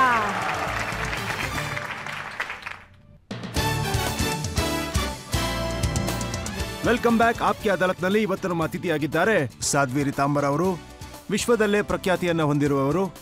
ಈಗ ಮುಂದುವರಿಸೋಣ. ಸಾಧ್ವಿ ರಿತಾಂಬರ್ ಅವರ ಮೇಲೆ ಮುಂದಿನ ಆರೋಪ. ಆಪ್ಕಿ ಅದಾಲತ್ನಲ್ಲಿ ಸಾಧ್ವಿ ರಿತಾಂಬರ್ ಅವರ ಬಗ್ಗೆ ಒಂದು ಆರೋಪವಿದೆ. ಇವರು ಸನಾತನದ ಹೆಸರಲ್ಲಿ ಜನರನ್ನ ಬೇರೆ ಮಾಡ್ತಾ ಇದ್ದಾರೆ ಅಂತ. ರಿತಾಂಬರ್ ಅವರೇ, ಈ ಆರೋಪ ನಂದಲ್ಲ, ಇದು ರಾಹುಲ್ ಗಾಂಧಿ ಅವ್ರದ್ದು.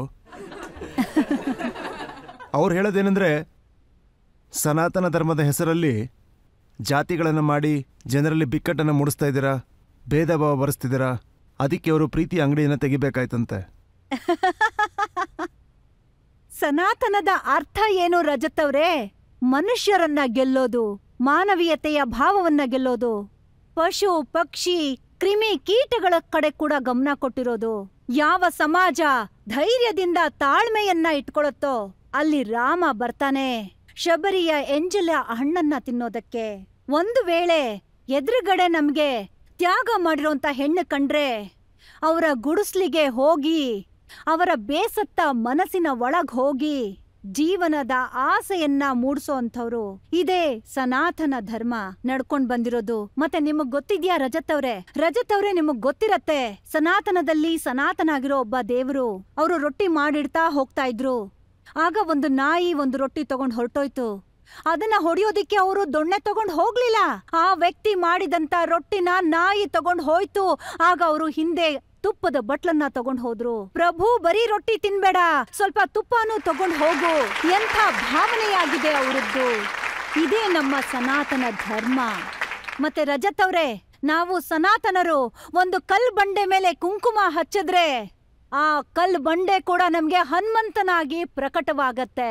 ನಾವು ಪಾಷಾಣದಲ್ಲಿ ಪ್ರಾಣ ಪ್ರತಿಷ್ಠೆ ಮಾಡೋ ಅಂಥವ್ರು. ಹಾಗಾಗಿ ನಮ್ಮೇಲೆ ಆರೋಪ ಮಾಡೋರು ಒಂದು ನೀಚ ರಾಜಕೀಯ ಮಾಡೋ ಅಂತ ವ್ಯಕ್ತಿ ಆಗಿರ್ತಾರೆ. ಆದ್ರೆ ಇದು ಸತ್ಯ ಅಲ್ಲ. ಯಾಕಂದ್ರೆ ನಿಮಗ್ ಗೊತ್ತಿದೆ, ನಾನ್ ಯಾವಾಗ್ಲೂ ಭೇದ ಮಾಡ್ಲೇ ಇಲ್ಲ. ಒಂದು ವೇಳೆ ಇಡೀ ಸಮಾಜ ಅಪಮಾನವನ್ನ ಸಹಿಸ್ಕೊಂಡಾಗ ಭಾರತದ ಭೂಮಿಯ ಸನಾತನರು ಅವರನ್ನ ಅಪ್ಕೊಂಡ್ರು.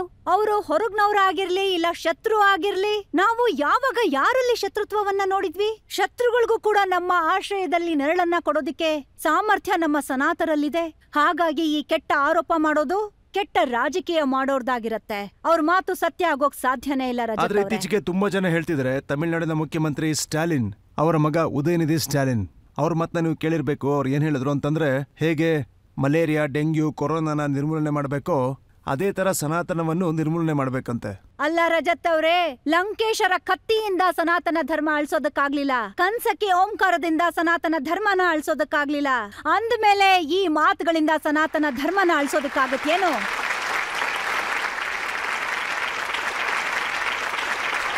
ಸೊ ಇದು ನಿಜನೇನಾ? ಅಂದ್ರೆ ಸನಾತನದಲ್ಲಿ ಎಷ್ಟೆಷ್ಟೋ ಜಾತಿಗಳಿದಾವೆ, ಅದರಿಂದ ಸಮಾಜದಲ್ಲಿ ಎಷ್ಟೆಷ್ಟೋ ಜಾತಿಗಳಾಗಿ ವಿಂಗಡಿಸಲಾಗಿದೆ ಅಂತ ನನಗ್ ಗೊತ್ತಿದೆ.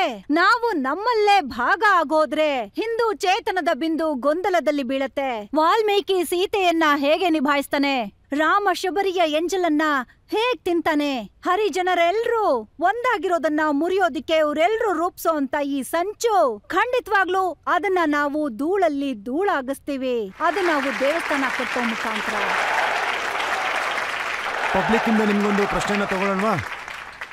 ನನ್ ಪ್ರಶ್ನೆ ಈ ರೀತಿ ಇದೆ, ನೀವು ಸನ್ಯಾಸವನ್ನ ಯಾಕೆ ತಗೊಂಡ್ರಿ? ಮನೆಯನ್ ಯಾಕೆ ಬಿಟ್ರಿ? ಮತ್ತೆ ಸಾಧ್ವಿ ಯಾಕಾದ್ರಿ ಅಂತ. ನಾನು ಸಣ್ಣವಳಾಗಿದ್ದಾಗ ನನ್ನ ಅಕ್ಕಪಕ್ಕ ನಾನು ತುಂಬಾ ವಿಚಾರಗಳನ್ನ ನೋಡ್ದೆ. ನಾನ್ ಅನ್ಕೋತಿದ್ದೆ ಸುಂದರವಾಗಿರೋರು ಅವರು ತುಂಬಾ ಖುಷಿಯಾಗಿರ್ತಾರೆ, ಮತ್ತನ್ನಿಸ್ತಾ ಇತ್ತು ತುಂಬಾ ದುಡ್ಡಿರೋ ಅಂಥವ್ರು ಖುಷಿಯಾಗಿರ್ತಾರೆ. ಆಮೇಲೆ ನಾನ್ ನೋಡ್ದೆ ಯಾರ ಹತ್ರ ಏನಿದ್ಯೋ ಅವ್ರ ಹತ್ರ ಇಲ್ದೇ ಇರೋಂಥದ್ದು ಇದೆ, ಇರೋರಿಗೆ ಇಲ್ದೇ ಇರೋಂಥದ್ದು ಬೇಕಾಗತ್ತೆ.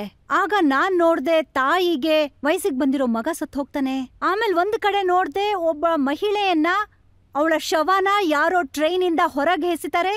ಮತ್ತ ಅವಳು ಹೊಟ್ಟೆ ಸ್ವಲ್ಪ ಊದ್ಕೊಂಡಿತ್ತು, ಅಂದ್ರೆ ಅವಳು ಗರ್ಭವತಿಯಾಗಿದ್ಲು. ಮತ್ತೆ ಇನ್ನೊಂದು ಶವನ ನೋಡ್ದೆ, ಒಂದು ಯಾವ್ದೋ ಒಂದು ಹೆಣ್ಣು ಒಂದು ಎಳೆ ಮಗುನ ಜನ್ಮ ಕೊಟ್ಟು ಮಣ್ಣು ಒಳಗಡೆ ಹಾಕಿ ಮುಚ್ಚಿ ಹಾಕ್ಬಿಡ್ತಾಳೆ. ಅದನ್ನ ನಾಯಿ ಗುಂಡಿ ತೋಡಿ ಅದನ್ನ ಹೊರಗ್ ತೆಗ್ಯತ್ತೆ. ಆಗ ಆ ಎಳೆ ಮಗು ಸಣ್ಣ ದೇಹನ ನಾನ್ ನೋಡ್ದೆ. ಆಗ ನನ್ನ ಎಳೆ ಮನ್ಸಿಗೆ ನೋವಾಯ್ತು.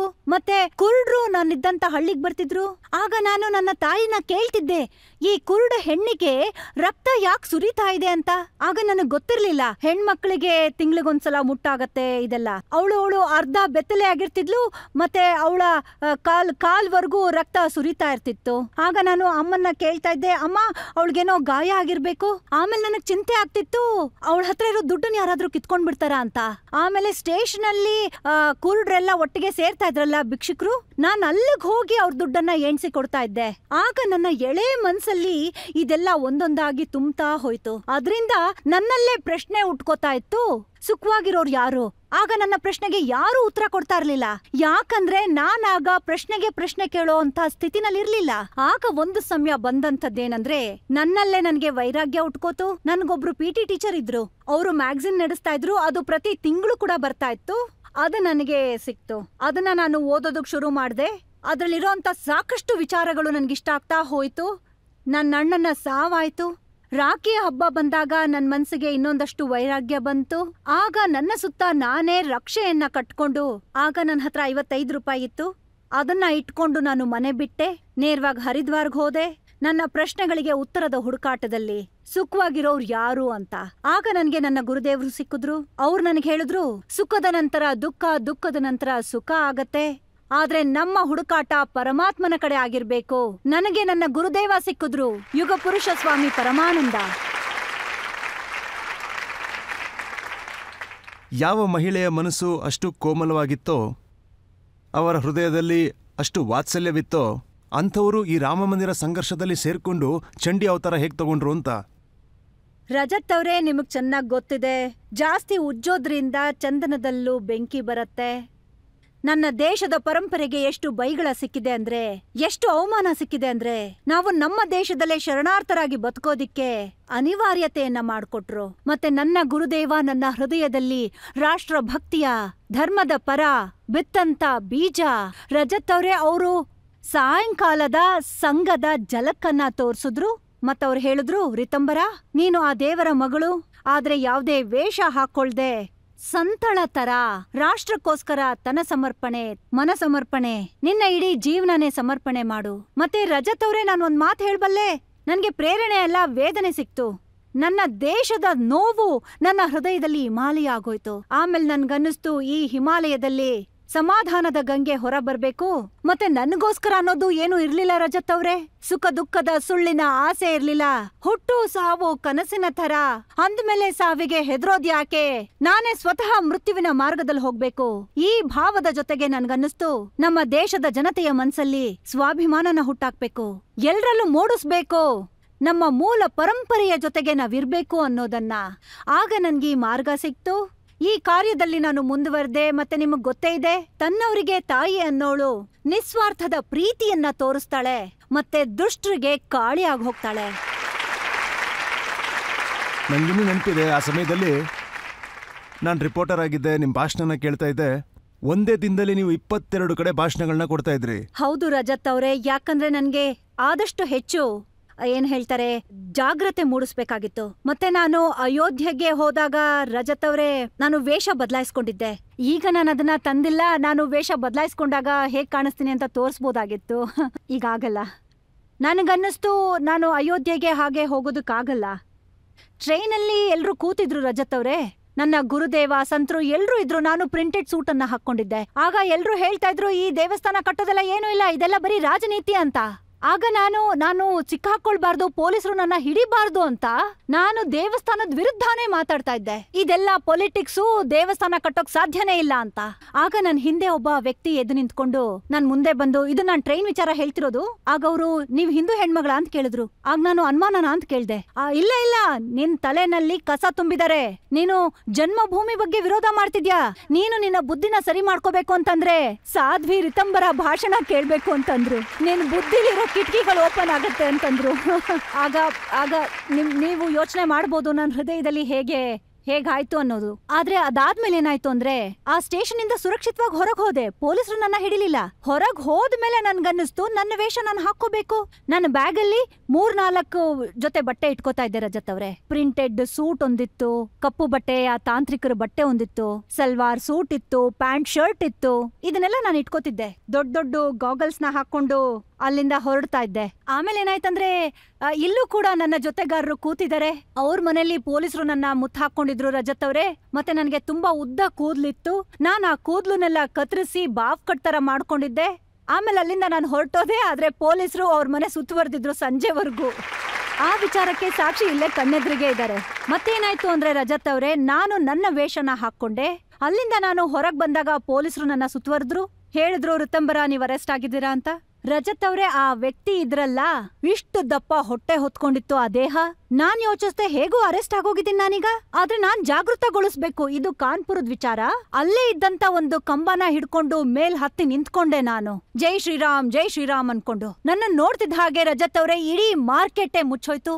ಅವರು ಶಟರ್ನ ಮುಚ್ಚಿದ್ರು. ಮತ್ತೆ ಇಡೀ ಮಾರ್ಕೆಟ್ ಅಲ್ಲಿ ಇದ್ದಂತ ಜನ ಹೇಳೋಕ್ ಶುರು ಮಾಡಿದ್ರು, ಜೈ ಶ್ರೀರಾಮ್, ಜೈ ಶ್ರೀರಾಮ್ ಅಂತ. ಅವ್ರು ನನ್ನ ಹಿಡಿಯೋದಕ್ ಹಿಂದೆ ಬಂದ್ರು. ನಾನು ಗಲ್ಲಿಲ್ ತೂರ್ತಾ ಇದ್ದೆ, ರಸ್ತೆಗ್ ಬರ್ತಾ ಇದ್ದೆ. 1.5 ಗಂಟೆ ರಜತ್ ಅವ್ರೆ, ನಾನ್ ಅವ್ರಿಗೆ ಎಂತ ಚೆಳ್ಳೆ ಹಣ್ಣು ತಿನ್ನಿಸ್ದೆ ಅಂದ್ರೆ, ಆಮೇಲೆ ಅವ್ರು ನನಗ್ ಹೇಳಿದ್ರು, ನೀವ್ ಅರೆಸ್ಟ್ ಆಗಿದ್ದೀರಾ, ನಾನ್ ಹೇಳ್ದೆ ಮಹಿಳೆ ಪೊಲೀಸರನ್ನ ಕರ್ಸಿ, ಅವ್ರು ಬರೋದಕ್ಕೀಗ ಸಮಯ ಹಿಡಿಯತ್ತೆ. ಆಮೇಲೆ ಮಹಿಳೆ ಪೊಲೀಸರು ಬಂದ್ರು ರಜತ್ ಅವ್ರೆ. ಆಮೇಲೆ ಹೇಳಿದ್ರು ಈ ಗಾಡಿನಲ್ಲಿ ಕೂತ್ಕೊಳ್ಳಿ ಅಂತ. ಅದೊಂದು ಎತ್ತಿನ ಗಾಡಿ ತರ ಇತ್ತು. ನಾನ್ ಹೇಳ್ದೆ ನಾನ್ ಈ ಗಾಡಿನಲ್ಲಿ ಕೂತ್ಕೊಳ್ಳಲ್ಲ, ನನ್ಗೊಂದು ಅಂಬಾಸಿಡರ್ ಗಾಡಿ ತರ್ಸಿ. ನಾನು ಪ್ರಯತ್ನ ಪಡ್ತಿದ್ದೆ 1.5 ಗಂಟೆ 2 ಗಂಟೆ. ಪೊಲೀಸರಿಗೆ ಚಳ್ಳೆ ಹಣ್ಣು ತಿನ್ಸಿ ರಜತ್ ಅವ್ರೆ ಜಾಗೃತಗೊಳಿಸ್ದೆ. ನನ್ಗಿದ್ದಿದ್ ಒಂದೇ ಭಾವನೆ, ಇದನ್ನೆಲ್ಲ ಮಾಡಿಸ್ತಾ ಇರೋದು ಶ್ರೀರಾಮ, ರಾಮನ ಕೆಲ್ಸ. ರಾಮನ ಕೆಲ್ಸದಲ್ಲೂ ಕೂಡ ರಾಮನೇ ಇದ್ದಾನೆ. ಜೀವಂತವಾಗಿದ್ರೆ ಅವನ ನಾಮ ಸ್ಮರಣೆ ನನಗೆ, ಸತ್ರೆ ಸ್ವರ್ಗ ಧಾಮ ಇದೆ. ನನಗೀಗಿರೋ ಕೆಲ್ಸ ಕೇವಲ ರಾಮನ ಕೆಲಸ. ರಾಮನ ಮಂದಿರ ಆಗತ್ತೆ ಧೂಮ್ ಧಾಮಿಂದ. ನೀವೀಗ ಇಷ್ಟೆಲ್ಲ ಹೇಳಿದ್ರಿ, ಹಾಗೆ ನಿಮ್ಮ ಮುಖದ ಮೇಲೆ ಇಷ್ಟೊಂದೆಲ್ಲ ಉಲ್ಲಾಸ ಇದೆ, ಪ್ರಸನ್ನತೆ ಇದೆ ರಾಮ ಮಂದಿರನ ಮಾಡ್ತಿರೋದಕ್ಕೆ. ನಂಗಿನ್ನೂ ನೆನಪಿದೆ, ಒಂದ್ಸಲ ನೀವು ಸ್ಟೇಜ್ ಇಂದ ಎದ್ದು ಓಡ್ ಹೋಗಿದ್ರಿ, ಪೊಲೀಸ್ ಆಗ ನಿಮ್ಮನ್ನ ಹುಡುಕ್ತಾ ಇದ್ರು. ಯಾಕೆ? ಹೌದು, ಅದು ನಾಗ್ಪುರದ ವಿಚಾರ ರಜತ್ ಅವ್ರೆ. ನನ್ನ ಭಾಷಣ ಆಯ್ತು, ನನ್ಗಾಗ ಟೈಫಾಯ್ಡ್ ಜ್ವರ ಇತ್ತು, 104 ಡಿಗ್ರಿ ಜ್ವರ. ನಾನು ಭಾಷಣ ಕೊಟ್ಟೆ, ಬೆವ್ರಿಳಿತು, ಆಗ ಜ್ವರ ಇಳ್ದಿರ್ಬೇಕು. ಆದ್ರೆ ಕಾರ್ಯಕರ್ತರು ಹೇಳಿದ್ರು, ಸಾಧ್ವಿ ನಿಮ್ಮನ್ನ ಅರೆಸ್ಟ್ ಮಾಡೋದಕ್ಕೆ ತಯಾರಿ ನಡೀತಾ ಇದೆ.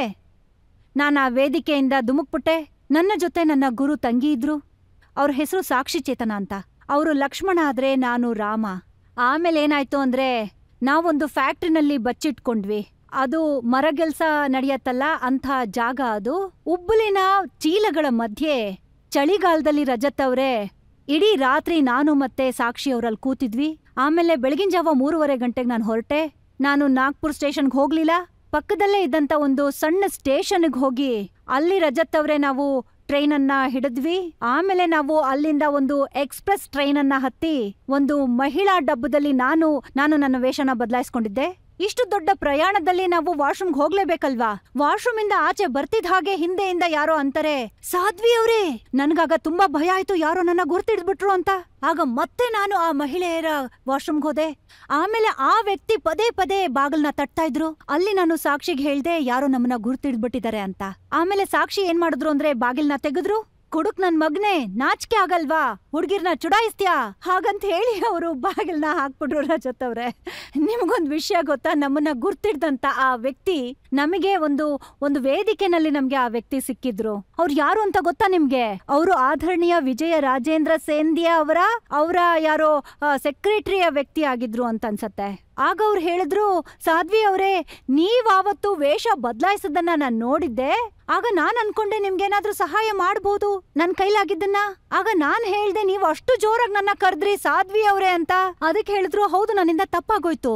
ಆಮೇಲೆ ಅವ್ರು ಹೇಳಿದ್ರು, ಸಾಧ್ವಿ ಅವರೇ, ನಿಮ್ಮ ಪಕ್ಕದಲ್ಲಿದ್ರಲ್ಲ ಇನ್ನೊಬ್ರು ಆ ಗುರುಬಂಧು, ಅವರು ತುಂಬಾ ಒರಟು ಅಂತ ಅಂದ್ರು. ನನ್ನನ್ನೇ ಕುಡ್ಕ ಅಂದ್ಬಿಟ್ರು ಅಂದ್ರು. ಆಗ ನಾನ್ ಹೇಳ್ದೆ, ಆ ನಾಟಕ ಮಾಡೋದು ಅಗತ್ಯ ಆಗಿತ್ತು ಅಣ್ಣ, ಯಾಕಂದ್ರೆ ಆ ಸಮಯನೇ ಆಗಿತ್ತು. ಮತ್ತೆ ನೀವ್ ನೋಡಿ ರಜತ್ ಅವ್ರೆ, ನನ್ನ ಜೀವನದ ಘಟನೆಗಳು ಹೇಗಿದೆ ಅಂತಂದ್ರೆ, ನನಗೆ ಸಂಕಟಗಳು ಇತ್ತು, ದುಃಖನೂ ಇತ್ತು. ಆದ್ರೆ ನಾವು ಪ್ರತಿ ಸಲನೂ ಕಲ್ಲನ್ನು ಕೂಡ ಹೂವು ಅಂತ ಅನ್ಕೊಂಡ್ವಿ ರಜತ್ ಅವ್ರೆ. ನನ್ನ ಗುರುದೇವನ ಪಾಠನೇ ಇದಾಗಿತ್ತು.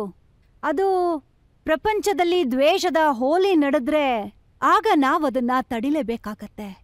ರಜತ್ ಅವ್ರೆ, ನೀವ್ ನೋಡಿ, ನಾನು ಯಾವ್ದೋ ವಿದೇಶದ ಭೂಮಿ ಮೇಲಿದ್ರೆ ಕಳ್ಳರನ್ನ ಹೇಗ್ ಹುಡುಕ್ತಾರೋ ಹಾಗ್ ಹುಡುಕ್ತಾರೆ ನನ್ನನ್ನ, ಗೊತ್ತಾ ನಿಮ್ಗೆ ರಜತ್ ಅವ್ರೆ? ನಾನು 9-10 ಗಂಟೆ ಏರ್ಪೋರ್ಟ್ ಅಲ್ಲಿ ಕೂತು ಈ ನೋವನ್ನ ನಾನು ಸಹಿಸ್ಕೊಂಡಿದ್ದೀನಿ ರಜತ್ ಅವ್ರೆ. ಆದ್ರೆ ನನ್ನ ಗುರುದೇವ ಹೇಳಿದ್ರು, ಈ ಪ್ರಪಂಚದಲ್ಲಿ ದ್ವೇಷ ಅನ್ನೋ ಹೋಲಿ ನಡೆದ್ರೆ ಆಗ ನಾವು ಗಟ್ಟಿ ಆಗ್ಲೇಬೇಕಾಗತ್ತೆ. ಗೊತ್ತಿದ್ಯಾ ನಿನ್ಗೆ ಸುಳ್ಳು ಎಲ್ಲಿವರೆಗೂ ಬದುಕೋಕ್ ಸಾಧ್ಯ ಅಂತ? ಸತ್ಯದ ಆಧಾರದ ಮೇಲೆ ಎಲ್ಲಿವರೆಗೂ ಇರ್ತೀವೋ ಸತ್ಯನ ನಾಶ ಮಾಡೋದಕ್ಕೆ ಈಗ ಬಂದಿದ್ದಾರೆ. ಯೋಚಿಸಿ ಇದ್ರ ಒಳ್ಳೆತನ ಎಲ್ಲಿರತ್ತೆ ಅಂತ. ಅನ್ಯಾಯದ ಮಟ್ಟ ಈಗ ಪೂರ್ತಿಯಾಗಿದೆ. ಈಗ ಅವರು ಅಭಿಮಾನನ ಕಳ್ಕೊಳ್ಳೇಬೇಕು. ಹಗಲು ರಾತ್ರಿ ನಾವು ಹೋರಾಟ ಮಾಡ್ಲೇಬೇಕಾಗತ್ತೆ. ಒಳ್ಳೆಯವ್ರ ಹಿಂದೆ ಕೆಟ್ಟವರು ಬೀಳ್ತಾನೆ ಇರ್ತಾರೆ. ರಾತ್ರಿ ಹೊತ್ತು ಒಳ್ಳೆಯವರಾಗಿರ್ತಾರೆ, ಆದ್ರೆ ಹಗಲಲ್ಲಿ ನೋಡು ಸ್ವಲ್ಪ ಯಾರು ಯಾರಿಗೆ ಏನ್ ಹೇಳ್ತಾರೆ ಅಂತ. ಆ ಪರಮಾತ್ಮನ ದೂತನಾಗಿ ನೀನು ಬಂದಿದ್ಯಾ ಅಂದ್ಮೇಲೆ ಕಲ್ಲು ಕೂಡ ಹೂವ ಆಗ್ಲೇಬೇಕಾಗತ್ತೆ. ಆಗ ಸಂಸಾರದಲ್ಲಿ ದ್ವೇಷದ ಹೋಳಿ ಆಗತ್ತೆ. ಅದಕ್ಕೆ ರಜತ್ ಅವ್ರೆ, ಅದಕ್ಕೆ ಆ ಪೂರ್ತಿ ವಿಷನ ಕುಡಿದ್ವಿ ನಾವು. ಯಾಕಂದ್ರೆ ನಮ್ಮ ಗುರುದೇವನ ಜ್ಞಾನ ನಮ್ಮ ಜೊತೆ ಆಶೀರ್ವಾದ ಥರ ಇತ್ತು. ನಿಮಗ್ ನೆನ್ಪಿರ್ಬೇಕು, ಬೇಲ್ಹಳ್ಳಿನಲ್ಲಿ ನನ್ನ ಗಾಡಿನ ಸುತ್ತುವರೆದಿದ್ರು. ಪೊಲೀಸರು ಬೇಕು ಅಂತಾನೆ ನನ್ನ ಗಾಡಿನ ಎಂಥ ಜಾಗದಲ್ಲಿ ಹಾಕಿದ್ರು ಅಂತಂದ್ರೆ ಅಲ್ಲಿ ಸ್ವಯಂ ಪೊಲೀಸರೇ ಮಾಯ ಆಗೋದ್ರು. ಆ ಗಾಡಿ ಮೇಲೆ ಅಟ್ಯಾಕ್ ಆಯ್ತು ರಜತ್ ಅವ್ರೆ. ನನ್ನ ಈ ಮೂಳೆ ಮುರಿದೋಗಿತ್ತು, ಈ ಕಾಲರ್ ಬೋನ್ ಮುರಿದೋಗಿತ್ತು ರಜತ್ ಅವ್ರೆ. ಮತ್ತೆ ಇಲ್ಲಿ ಈ ಜಾಗದಲ್ಲಿ ನನ್ನ ಗುರು ಅಣ್ಣ ಒಬ್ರು ನನ್ ಜೊತೆಗಿದ್ರು. ಅವರು ನನ್ನ ಹಿಡ್ಕೊಂಡು ಗಾಡಿಯ ಕೆಳಗೆ ಸೀಟ್ ಕೆಳಗಡೆ ತಳ್ಬಿಟ್ರು ನನ್ನ. ಆಗ ನನ್ನ ಪ್ರಾಣ ಉಳಿತು. ಆ ನನ್ನ ಗಾಡಿಯ ಕಿಟಕಿಯ ಗಾಜೆಲ್ಲ ಒಡಿತಲ್ಲ, ಅದೆಲ್ಲ ನನ್ ಕಣ್ಣಿಗೆ ಹೋಗಿತ್ತು. ಅವತ್ತಿನ ರಾತ್ರಿ ಎಷ್ಟು ಕೆಟ್ಟದಾಗಿತ್ತು ಅಂದ್ರೆ ರಜತ್ ಅವ್ರೆ, ಅಲ್ಲಿ ಎಲ್ಲೂ ಕೂಡ ಡ್ರೈವರ್ ಬುದ್ಧಿವಂತ. ಹಾಗಾಗಿ ಅಲ್ಲೊಂದು ಬಂಡೆ ಇತ್ತು, ಆ ಬಂಡೆ ಹಿಂದೆ ಗಾಡಿನ ನಿಲ್ಸೋಂತ ಪ್ರಯತ್ನ ಮಾಡ್ತಾ. ಆ ರಾತ್ರಿ ಎಷ್ಟು ಕೆಟ್ಟದಾಗಿತ್ತು ರಜತ್ ಅವ್ರೆ. ಇಡೀ ಸುತ್ತ ಕಾಡು ಕಾಡು ಕಾಡು, ಎಲ್ ನೋಡಿದ್ರು ಕತ್ಲು. ಶಾಂತಿ ದೂತ ಅಂತ ಯಾರಿಗ್ ಹೇಳ್ತಾರೆ ಅವರ ಜೋಳಿಗೆ ಎಲ್ಲಾ ಕಡೆ. ನನಗೆ ಫಸ್ಟ್ ಏಡ್ ಸಿಗ್ತಾ ಇರ್ಲಿಲ್ಲ, ದೇಹ ತುಂಬಾ ರಕ್ತ ಸುರಿತಾ ಇತ್ತು. ನಾನು ಈ ಎಲ್ಲಾ ವ್ಯವಸ್ಥೆಗಳಿಂದ, ನಿಮಗ್ ಗೊತ್ತಿದೆ ಆ ರಾಮನ ಸಹಾಯ ಯಾರಿಗ್ ಬೇಕು. ಅವನು ಸಹಾಯಕ ರಘುನಾಥ ಯಾರ ಮನ್ಸಲ್ಲಿರ್ತಾನೋ ಅವ್ರನ್ನ ಹಾಳ್ ಮಾಡೋಕ್ ಯಾರ ಕೈಯಲ್ಲಿ ಸಾಧ್ಯ. ಆದ್ರೆ ರಜತ್ ಅವ್ರೇ, ಆಗಿದ್ದ ಗಾಯಗಳಿಂದ ನನಗೆ ಅಷ್ಟು ನೋವಾಗ್ಲಿಲ್ಲ. ನಾನು ಬೃಂದಾವನಕ್ ಬಂದೆ. ಅಲ್ಲಿ ಒಬ್ಬ ಸಭ್ಯ ವ್ಯಕ್ತಿ ನನಗೆ ಹೇಳ್ತಾನೆ, ರಿತಂಬರ ಮಾತಾಡೋದನ್ನ ನಿಲ್ಲಿಸ್ಬಿಡು. ನಿನ್ನ ಮೇಲೆ ಯಾರು ಅಟ್ಯಾಕ್ ಮಾಡಿದ್ರೋ, ನಿನ್ನನ್ನ ಯಾರು ಸಾಯಿಸೋದಕ್ಕೆ ಪ್ರಯತ್ನ ಪಟ್ರೋ, ಅವನು ಭಗವಂತನ ದೂತನಾಗಿದ್ದ. ನೀನ್ ಮಾತಾಡೋದನ್ನ ನಿಲ್ಲಿಸ್ಬಿಡು. ದುಃಖ ಯಾಕಾಗತ್ತೆ ಗೊತ್ತಾ ರಜತ್ ಅವ್ರೆ? ನೀವು ನಿಮ್ಮ ಪರಂಪರೆಗೆ ಮಾನ್ಯತೆಗೋಸ್ಕರ, ನೀವು ನಿಮ್ಮ ಧರ್ಮ, ನಿಮ್ಮ ದೇಶಕ್ಕೋಸ್ಕರ ಒಂದ್ ವೇಳೆ ಸತ್ಯ ಹೇಳಿದ್ರೆ ಹೇಳೋ ಮಾತನ್ನ ಬಿಟ್ಬಿಡಿ. ಅದನ್ನ ಸಹಿಸ್ಕೊಳ್ಳೋದಕ್ಕೂ ಅವರಲ್ಲಿ ಅಸ್ತಿತ್ವ ಇರೋದಿಲ್ಲ. ಹಾಗಾಗಿ ದೇಹಕ್ಕಾಗೋ ಗಾಯಗಳಿಂದ ನೋವಾಗಲ್ಲ ರಜತ್ ಅವ್ರೆ. ಆದ್ರೆ ಈ ತರ ಸಣ್ಣದಾಗಿ ಯೋಚನೆ ಮಾಡುವಂತ ಸಣ್ಣ ಜನಗಳ ಮಾತು, ಅದಕ್ಕೆ ನಾನ್ ಹೇಳ್ದೆ, ಈ ಶರೀರನೇ ಅದೊಂದಿನ ಹೊರಟೋಗತ್ತೆ.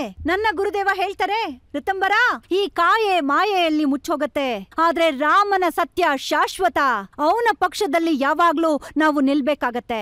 ಈ ದೇಶದಲ್ಲಿ ಈ ತರ ಹೋರಾಟ ನಡೀತಾನೆ ಇದೆ ರಜತ್ ಅವ್ರೆ. ರಾಮ ಜನ್ಮಭೂಮಿಯ ಆಂದೋಲನ ಕೇವಲ ಮಂದಿರ ನಿರ್ಮಾಣದ ವಿಚಾರ ಅಲ್ಲ.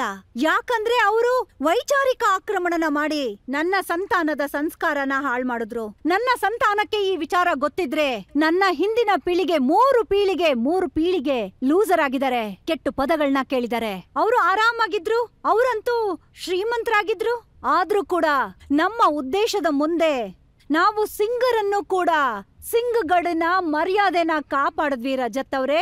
ಮೇವಾಡಿ ಮತವಾಲೆ ಅವರು ಜೀವನ ಪೂರ್ತಿ ಸಂಘರ್ಷಗಳಿಂದ ಒದ್ದಾಡಿದರೆ. ಅದಕ್ಕೆ ನಾನು ತೀರ್ಮಾನ ಮಾಡ್ಕೊಂಡೆ, ಹಾಡ್ತೀನಿ ನಾನು. ವೀರ ಪ್ರತಾಪರ, ಶಿವರಾಜರ 22 ಅಲ್ಲ ರಜತ್ ಅವ್ರೆ, ದಿನಗಳ ಗಂಟೆ ಹೆಚ್ಚಾಗಿದ್ರೆ ರಜತ್ ಅವ್ರೆ, ನಾನು 44 ಕಡೆ ಭಾಷಣ ಮಾಡ್ತಾ ಇದ್ದೆ ರಜತ್ ಅವ್ರೆ. ಯಾಕಂದ್ರೆ ಹೃದಯದಲ್ಲಿ ಅದೇ ಭಾವನೆ ಇತ್ತು, ನನ್ನ ಭಾರತನ ಭಾರತವಾಗಿಟ್ಕೋಬೇಕು ಅಂತ. ಮತ್ತೆ ರಜತ್ ಅವ್ರೆ, ನಿಮಗ್ ಗೊತ್ತಿದೆ, ರಾಮನಿಲ್ಲದೆ ಆದರ್ಶಗಳ ಅಡಿಪಾಯ ಎಲ್ಲಿದೆ? ರಾಮನಿಲ್ಲದೆ ಈ ಭಾರತ ವರ್ಷ ಎಲ್ಲಿದೆ? ಇಷ್ಟೆಲ್ಲ ಸಂಘರ್ಷ ಇತ್ತು, ಇಷ್ಟೆಲ್ಲ ಸಮಸ್ಯೆಗಳಿದ್ವು. ಸೊ ನಿಮ್ಗೆ ಯಾವತ್ತೂ ಭಯನೇ ಆಗಿಲ್ವಾ? ಹೆದರಿಕೆ ಆಗ್ಲಿಲ್ವಾ? ಎಲ್ಲಿ ಸಿಗಾಕೊಂಡ್ಬಿಡ್ತೀನಿ, ಎಲ್ಲ ಬಿಟ್ಬಿಡೋಣ ಅಂತ? ಇಲ್ಲ ರಜತ್ ಅವ್ರೆ, ಹೇಗಿತ್ತು ಅಂದ್ರೆ ನದಿ ಮುಂದೆ ಒಂದು ದೊಡ್ಡ ಅಲೆ ಬಂದ್ರೆ ಆಗ ನದಿ ನಿಲ್ಲೋದಿಲ್ಲ, ಅದಿನ್ನೂ ವೇಗವಾಗಿ ಮುಂದಕ್ಕೆ ಹೋಗತ್ತೆ. ನನ್ಗೆ ಹೇಗೆ ಅಡೆತಡೆಗಳು ಬರ್ತಿದ್ವೋ ನಾನ್ ಅದನ್ನೆಲ್ಲ ದಾಟ್ಕೊಂಡು ಮುಂದೆ ಹೋಗ್ತಾ ಇದ್ದೆ. ಈ ಅಡೆತಡೆಗಳು ನನ್ನನ್ನ ಜ್ವಾಲಾಮುಖಿಯನ್ನಾಗಿ ಮಾಡ್ಬಿಡ್ತು. ಯಾಕಂದ್ರೆ ಪ್ರತಿಯೊಂದು ನನ್ಗೆ ಚಾಲೆಂಜ್ ಆಗಿತ್ತು ರಜತ್ ಅವ್ರೆ. ನನ್ ಹಿಂದೆ ಎಷ್ಟು ಕತೆಗಳಿದೆ ಅಂತಂದ್ರೆ ನಾನದನ್ನ ಹೇಳೋದಿಕ್ಕೆ ಸಾಧ್ಯನೇ ಇಲ್ಲ. ಹೇಗೆ ಉತ್ತರ ಪ್ರದೇಶದಲ್ಲಿ ನನ್ನ ಬಗ್ಗೆ ಪ್ರತಿಬಂಧನೆ ಆಯ್ತು, ಜನತೆ ಕಾಯ್ತಾ ಇತ್ತು, ರಿತಂಬರ ಬರ್ತಾರೆ. ನಾನು ನಿರ್ಧಾರ ಮಾಡ್ಕೋತಿದ್ದೆ, ನಾನ್ ಹೋಗ್ತೀನಿ. ಯಾವ್ದೇ ಕಾರಣದಲ್ಲೂ ನಾನು ಸಭೆನ ಬಿಟ್ಕೊಡೋದಿಲ್ಲ. ಆಗ್ಲೇ ನೀವ್ ನನಗ್ ಹೇಳಿದ್ರಿ ಭಯ ಅನ್ನೋದು. ನಾನೊಂದ್ ಮಾತು ಹೇಳ್ತಾ ಇದ್ದೆ ಯಾವಾಗ್ಲೂ, ನನ್ಗೊಂದ್ ವಿಚಾರ ಹೇಳಿ, ಯಾರಂಥವ್ರು ಇಲ್ಲಿದ್ದಾರೆ ಪ್ರಾಣದ ಮೇಲೆ ಪ್ರೀತಿ ಇಲ್ದೇ ಇರೋರು, ಆದ್ರೆ ಮೊದ್ಲಿಂದನೂ ಪ್ರಪಂಚದೊಂದಿಗೆ ಸಂಪರ್ಕ ಹೊಂದಿದೆ, ಯಾವ ಸಂಘರ್ಷ ಇಲ್ಲದ ಸ್ನೇಹಿತ. ಮೃತ್ಯು ಅಂದ್ರೇನು? ವಸ್ತ್ರ ಬದಲಾಯಿಸೋದು, ಸ್ವಲ್ಪ ಸಮಯದ ವಿಶ್ರಾಂತಿ ಜೊತೆಗಾರರೇ. ಜೀವನ ಒಂದು ಅಖಂಡ ಪರ್ವ, ಸಾಧಾರಣವಾದ ಹಬ್ಬ ಅಲ್ಲ. ಜೀವನ ಮಾಡೋದು ಒಂದು ದೊಡ್ಡ ಕಲೆ, ಆದ್ರೊಂದು ಕಠೋರವಾದ ಸತ್ಯ. ಸಾವಿಗೆ ಹೆದ್ರೋ ಅಂತವನಿಗೆ ಬದುಕೋ ಅಂತ ಅಧಿಕಾರ ಇಲ್ಲ. ನೋಡಿ, ಇವತ್ತು ನೀವು ಇಷ್ಟೊಂದೆಲ್ಲ ಮಾತಾಡಿದ್ರಿ, ಎಷ್ಟೋ ಮಾತುಗಳನ್ನ ಜನರ ಎದುರು ಇವತ್ತು ಮೊದಲ ಬಾರಿಗೆ ಹೇಳಿದ್ರಿ. ಸೊ ಇನ್ನೊಂದು ವಿಷಯದ ಬಗ್ಗೆ ಮೊದಲ ಬಾರಿಗೆ ಹೇಳ್ಬಿಡಿ. ನಿಮ್ಮ ವಿಡಿಯೋ ಒಂದು ತುಂಬಾ ವೈರಲ್ ಆಗ್ತಿದೆ, ಅದರಲ್ಲಿ ನೀವೇನ್ ಹೇಳ್ತಿದ್ದೀರಾ ಹೇಳಿ? ಮುಟ್ಟಿದ್ರೆ ಒಡೆದೋಗುತ್ತೆ ಅಂತ. ಸೊ ಇದು ನಿಮಗೆ ಗೊತ್ತಿತ್ತಾ? ಈ ಪೂರ್ತಿ ಪ್ಲಾನ್ ಮೊದಲೇ ಆಗಿತ್ತಾ ಹೇಗೆ? ರಜತ್ ಅವರೇ, ಯಾವುದೇ ಪ್ಲಾನ್ ಇರ್ಲಿಲ್ಲ, ವಿಧಿಯ ಮುಖಾಂತರ ನಿಶ್ಚಿತವಾದ ಒಂದು ಯೋಜನೆ ಅದು. ಮತ್ತೆ ಅದೊಂದು ಪರಾಭವಿ ಯುಗದ ಪ್ರತೀಕ ರಜತ್ ಅವ್ರೆ. ಅದ್ ಹೇಗಿತ್ತು ಅಂದ್ರೆ ಅದು ಒಂಥರ ಒಂದು ಯಾರ್ದಾದ್ರೂ ತಂದೆನ ಸಾಯಿಸಿ ಮತ್ ಆ ಶವನ ಮರಕ್ಕೆ ಕಟ್ ಹಾಕಿ ಚಪ್ಲಿನಲ್ಲಿ ಒಡೆಯೋ ತರ ಇತ್ತು. ಅವರು ನಮ್ಮ ಸ್ವಾಭಿಮಾನಕ್ಕೆ ಚಾಲೆಂಜ್ ಅನ್ನ ಮಾಡ್ತಾ ಇದ್ರು. ಮತ್ತೆ ಆ ನೀಚ ವ್ಯಕ್ತಿಗೆ ಉತ್ತರ ಪ್ರದೇಶದ ಸರ್ಕಾರ ನನ್ನ ನಿಸ್ವಾರ್ಥ ಸೇವಕರಿಗೆ ರಕ್ತದಿಂದ ಕೈ ತೊಳ್ಕೊಂಡಿದ್ರು. ಹರಿಯೋ ಅಂತ ನೀರಲ್ಲಿ ರಕ್ತದಿಂದ ಕೆಂಪು ಮಾಡ್ಬಿಟ್ಟಿದ್ರು. ಗೊತ್ತಿಲ್ಲ ಎಷ್ಟು ಕಾರ್ಯಸೇವಕರನ್ನ ಜೀವಂತವಾಗಿ ಅವರನ್ನ ಬೆಂಕಿಗೆ ತಳ್ಬಿಟ್ಟಿದ್ರು. ಜೊತೆಗೆ ಸಂತರ ಎಷ್ಟೋ ಜನ ಎದೆಗೆ ಗುಂಡು ಬಿದ್ದಿತ್ತು ಆ ಒಂದು ಜಾಗದಲ್ಲಿ. ಅದೊಂಥರ ಅಂಥ ಒಂದು ವ್ಯಕ್ತಿಗೆ ಅವರಿಗೆ ನಮ್ಮ ಭಾರತದ ಮೇಲೆ ಯಾವುದೇ ಒಂಥರ ಸ್ವಾಭಿಮಾನ ಇರ್ಲಿಲ್ಲ. ಆದ್ರೆ ಕೆಲವರನ್ನ ಪ್ರಸನ್ನಗೊಳಿಸೋದಿಕ್ಕೆ ಆದ್ರೆ ಇದಂತೂ ನಿಶ್ಚಯ ಆಗೋಗಿತ್ತು. ರಾಮ ಮಾಡಿಸ್ತಾ ಇದ್ದಾನೆ, ಇದೆಲ್ಲ ರಾಮನ್ ಕೆಲ್ಸ. ರಾಮನ್ ಮೇಲೆ ನಮಗೆ ನಂಬಿಕೆ ಇತ್ತು. ಅವನ ಭಕ್ತರನ್ನ ಖಂಡಿತ ಈ ಕಳಂಕದಿಂದ ಮುಕ್ತಿಗೊಳಿಸ್ತಾನೆ ಅನ್ನೋದು. ಆಮೇಲೆ ನಿಮ್ಗೆ ಗೊತ್ತೇ ಇದೆ ರಜತ್ ಅವ್ರೆ, ಕೋಟೆಯ ಕಾಲದ ಎದೆಯಲ್ಲಿ ಶತಮಾನಗಳ ಕಾಲ ಉಳಿಯಬಹುದು. ಇದು ಪೀಳಿಗೆಯಿಂದ ಪೀಳಿಗೆಗೆ ತೋರುತ್ತದೆ. ಜೀವನವನ್ನ ಸ್ಪಷ್ಟವಾಗಿ ಅರ್ಥ ಮಾಡ್ಕೊಂಡವ್ರು ಈಗ ಇಷ್ಟು ಕಣ್ಣುಗಳ ಮುಳ್ಳಿದ್ರೆ ಅವ್ರು ನಿಲ್ಲೋದಕ್ ಸಾಧ್ಯನಾ? ನೀವ್ ಹೇಳಿ. ಸುಳ್ಳಿನ ಗೋಡೆ ಯಾವತ್ತೂ ನಿಲ್ಲೋಕ್ ಸಾಧ್ಯ ಇಲ್ಲ. ಸತ್ಯದ ಗೆಲುವು ಖಂಡಿತ ಆಗತ್ತೆ. ಈಗ ಭವ್ಯ ಮಂದಿರ ಆಗಿದೆ. 22 ಜನವರಿಗೆ ನನ್ನ ರಾಮ ಬರ್ತಾ ಇದ್ದಾನೆ. ಚಪ್ಪಾಳೆ ಹೊಡಿರಿ.